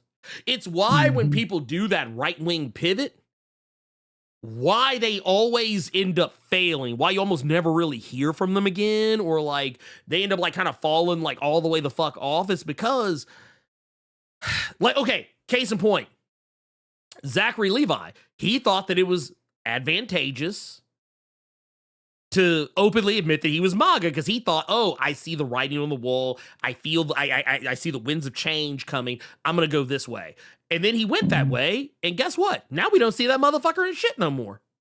And he's even going out there talking about that. There's a reason why when it comes to MAGA, the only celebrities, literally the only celebrities that will be loud and proud about it are washed up. Yeah. Like, show me one active superstar. Sweeney Todd was literally the closest, and she had to backpedal all the way out that shit. Oh, yeah. And I know want what to I point mean? out something. Her string of flops only ended because the movie she was in actually got advertised better. Mm. Like, because that what was that movie? Was it the one that actually did do well at the box office? And mostly because it had a low budget anyway. Like, the other movies had low budgets, but I think it had a lower budget than most. And like, also it had other more prominent actors in it. Like the other movies, it was like she was the star, like she was the draw. But like in that other movie, Amanda Seyfried was the star. Like, she was the real star. Like, Right. and not only that, Amanda Seyfried had come out and openly kind of slick clowned Sydney. Like, she didn't like directly call her out, but she basically, with her own actions and words, she was like, oh, no, MAGA? She was like, oh, fuck that shit. She was like, oh, fuck all that. Like, I mean, with that same energy. Like, she didn't backpedal. She didn't try to like pivot. She didn't try to sidestep the question. She said someone asked her and she got in the camera, was like, fuck that shit. Fuck no. Yeah. Amanda was clearly the star. She was clearly the star. There's no question Right. about it. And let's keep it a buck. No one is watching that movie, at least in my opinion, for Sydney Sweeney. Just like Euphoria, Nobody's watching that shit for her. we know who's gonna carry it, and that's why she was the main person on the fucking preview. Well, and it's like, because here's the thing. Look, I'm here to see Zendaya. I'm here to see Hunter Schafer. You know, I don't give a fuck about like even in the first 2 seasons of Euphoria, you know what my least favorite parts of that show were? Her. The teenagers having sex. Yeah, well, that too. Well, yeah. Well, you want to talk about like from like I'm talking more from like a production standpoint, but no, that part, yeah, no, okay. That's also, I think, another reason why, because like most of like the sex came from her side of it. I mean, yeah, Hunter Schafer had sex scenes and other chick. I forget her name right now. I'm blanking on at the time, but she was the plus size girl who got into sex work. They were doing it too, but it was like Sydney Sweeney's whole purpose was just sex. It felt like it felt like she had no other purpose on the show. Perfect titties. We're gonna use you as the main sex person. She's like, okay. Whenever Sydney Sweeney's character was like the focus of an episode, I honestly, that was that moment where like, well, I can go make a sandwich now. I had more fun. Fun is I'm saying fun loosely. I was more interested in the boyfriend's story. And he was a whole fucking freakazoid of a person. I was more interested in his story than Sydney Sweeney's story. I was like, man, can y'all give Sydney Sweeney's sister the lion's share of the development? Because she's way more interesting than this dumb blonde act we got going on over here. Can we 100%? Can we do that? Can we please just switch it up? That said, I know I said we would go through the comments. We never actually did. So I tell you what, there's a lot of them too. There's almost 5,000 comments on that video. That's crazy. I think, yeah, last I looked, actually, no, there's just south of 5,000 comments, 8,000 something likes. Y'all did the damn thing. And you know what? I want y'all to do the damn thing again. Keep sharing the video. I tell you what, don't just share that video. Share all my videos. Please share all my videos. Let's get them out there. Can we all the top comments? That's why I didn't ever see it. I realized it was on top comments. I'm like, man, this fucking comment section is fired. Man, they all love you. When I changed it to most recent, then I saw all the shitheads. But they weren't getting any movement. It was like all the best posts that were getting likes and shit were the people who knew what to do. Maybe we'll go back and through and look at it next week and see what. Let's let it stack up. Let's see what happens. Also, let's see what other developments come out, because I'm not gonna hold you. I'm half-ass tempted to make another video just based off that bullshit I just saw Rob post in that live stream. Because I'm sorry, but like, bruh, you're not beating the charges. You're far and away from beating the charges. And I'm pretty sure he's probably, I don't know if he's actually going to respond. He might not respond. He's probably got one of his people watching our live. That's actually another thing I think about too. Some of the people who are probably responding, they're probably some of his staff. They're probably some of his staff. Yeah, I wouldn't be shocked. Maybe. Yeah, but I might just. I want to see what happens. I want to see what happens, and then we'll go from there. I heard Sydney Sweeney's gonna be in that live action Gundam movie, and that made me not want to see a live action Gundam movie. So I don't want to see. I don't want to see Ice Age's Sid in a Gundam movie. I don't want that. Ever since I saw that image, I have not been able to unsee that shit. I'm sorry. It is a true image. I still refuse to say that she's not trying. She's bad to me. I mean, she broke my heart, and I think that's what it is. Really, is like I'm hurt inside. And I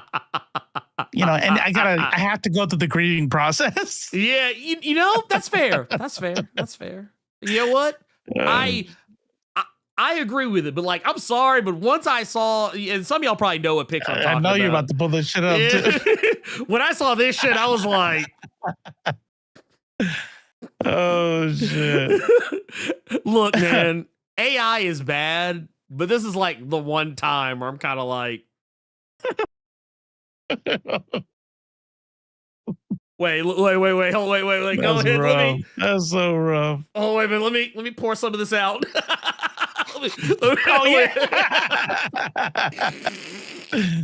Look, I'm here to tell y'all, AI bad, but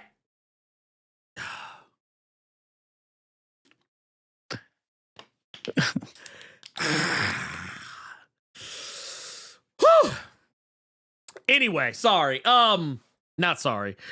Ever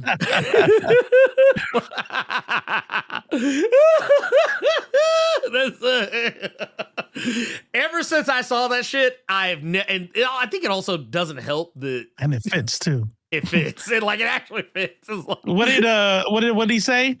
Hassan Piker. He's like, I don't know. I think he got a little bit of heat for this, but he was like, I'm not trying to. I just want to describe how she looks to me, and I know you guys are gonna get mad. I'm not being ableist. I'm not making fun of everybody. She looks like she might have Down syndrome, but I'm not saying that to make fun of her. Like I was just like, oh no. Oh no. Oh my God. What is Hassan doing? Yeah, he don't care. He does not give a fuck. Honestly, I love Hassan. Honestly, you know what? He has fuck you money, so I mean, he can do whatever he wants. He really does. Yeah. Like that man's rich. He's rich. Like here, let's for those, look, Hassan Piker net. I mean, even FD loves him. Like, you know, he's good.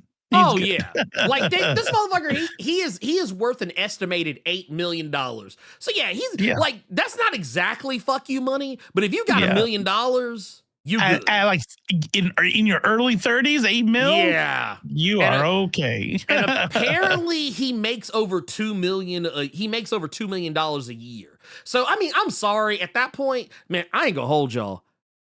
I actually kind of like, if Rob never responds, not to say Rob makes the same kind of money, because he doesn't, but if Rob never made a video in response or anything like that to me on his main channel, I would understand why.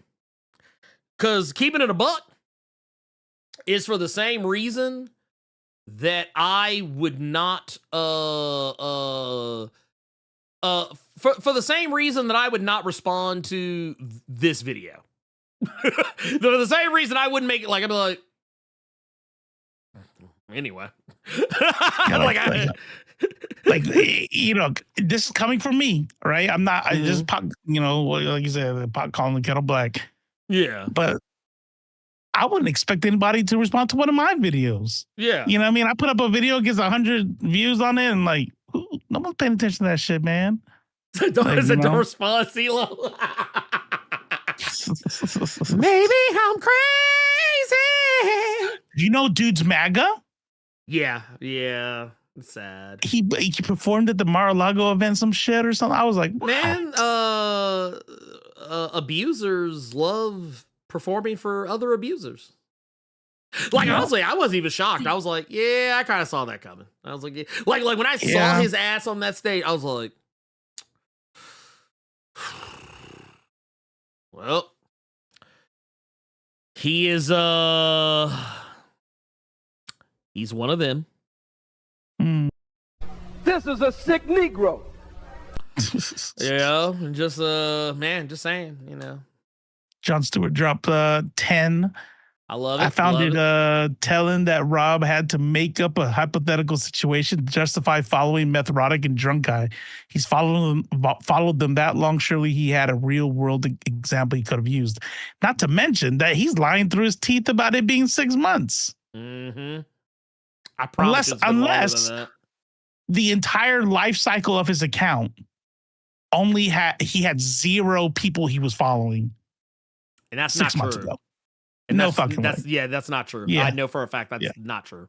And Vet on Black says, stay on Rob like his buddy stay on what? You know what?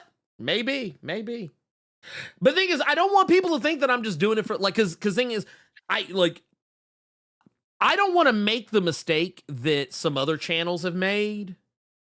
Not to air anybody out, but like one of my personal favorite channels, The Vanguard, they kind of did this a little bit, and I didn't particularly care. They made their whole personality one person. Yeah, they made their whole person they made their whole personality shitting on TYT and more specifically Jank and Anna. Yeah. And while I don't disagree with what they've said, it was one of those things where it's like it got old. It got old to me. It like to the point where generally, if I see anything about TYT on their thumbnails, I'm like, nah, I'll catch you later. Yeah, I'm over it. Like I turned into even reading the comics next week. I'm like, yeah. I mean, if he wants to, like, I'm kind of over it. and you know what? Maybe that is why we are the woke Majority Report, because Majority Report handled TYT about the way we're handling Rob. Like, they'll say something every once in a while, but like they're not going to make it their whole channel's identity. Because I don't want people, because that's also the other reason. I don't want people to think that, and that's also where I think some other channels fail. Like the channels that call out other channels, when all you do is talk about somebody else, you start to lose your channel's identity. And I would rather focus on other shit. However, I will say that whenever new shit comes up, oh, please believe my foot will be on his neck. Please believe. Oh, yeah. But I will not make it like I won't make it like a thing where it's like, oh man, I'm always like, slumming in their videos and their comment sections, like farming for content. I'll never do that. Like, honestly, had Jon Stewart not put that video in the Discord, I never would have saw it. And that's kind of why I always say, like, I don't have to follow people to learn what they say. Like that, like, I think, you know what? I think we just proved beyond a shadow of a doubt that my point is valid. I don't follow Rob on anything. And yet, I know what he says. Right. I think that's crazy. Man, dude, he has to follow Nerd Roddick and Critical Drinker to see what they say. That's crazy. Man. Would not be me. Would not be me. Let's get the fuck out of here. He read it. Actually, I was kind of heading that way because I was like, man, I'm not gonna hold you. I have selfish reasons. We're about to do the whole.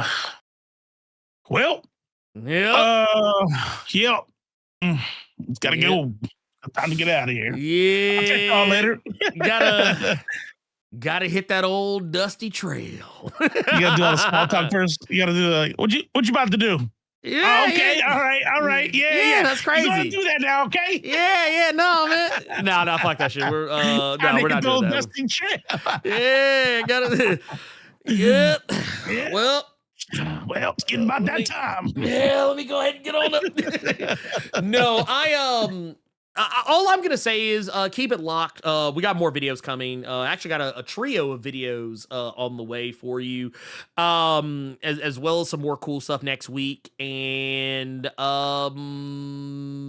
yeah, that's all I got. I have nothing else. Robo, do you have anything that you wanted to share before we get up out of here? No, if you missed the links, please find my my Substack, the Left Face Report. Got one on my three last recent ones are You Can't Have Capitalism Without White Supremacy, and Anti-Blackness is Alive and Well in Latin America, and then run down the recent Neil Gaiman shit on how it is in talking about the abuse tactics of Darvo. If you don't know what that is, watch read the article. Yes. Please and thank you. Please. Share it. Please. And you know what? I think that actually takes us. That is a perfect way to run up out here. And you know what? For Robo of Left Face TV, as well as our special guest earlier in the show, Sheldon Allen, the writer of They Choose Violence. I am Ernie, the Blerd Without Fear, and TYT, Cam Jones. We coming for you, nigga.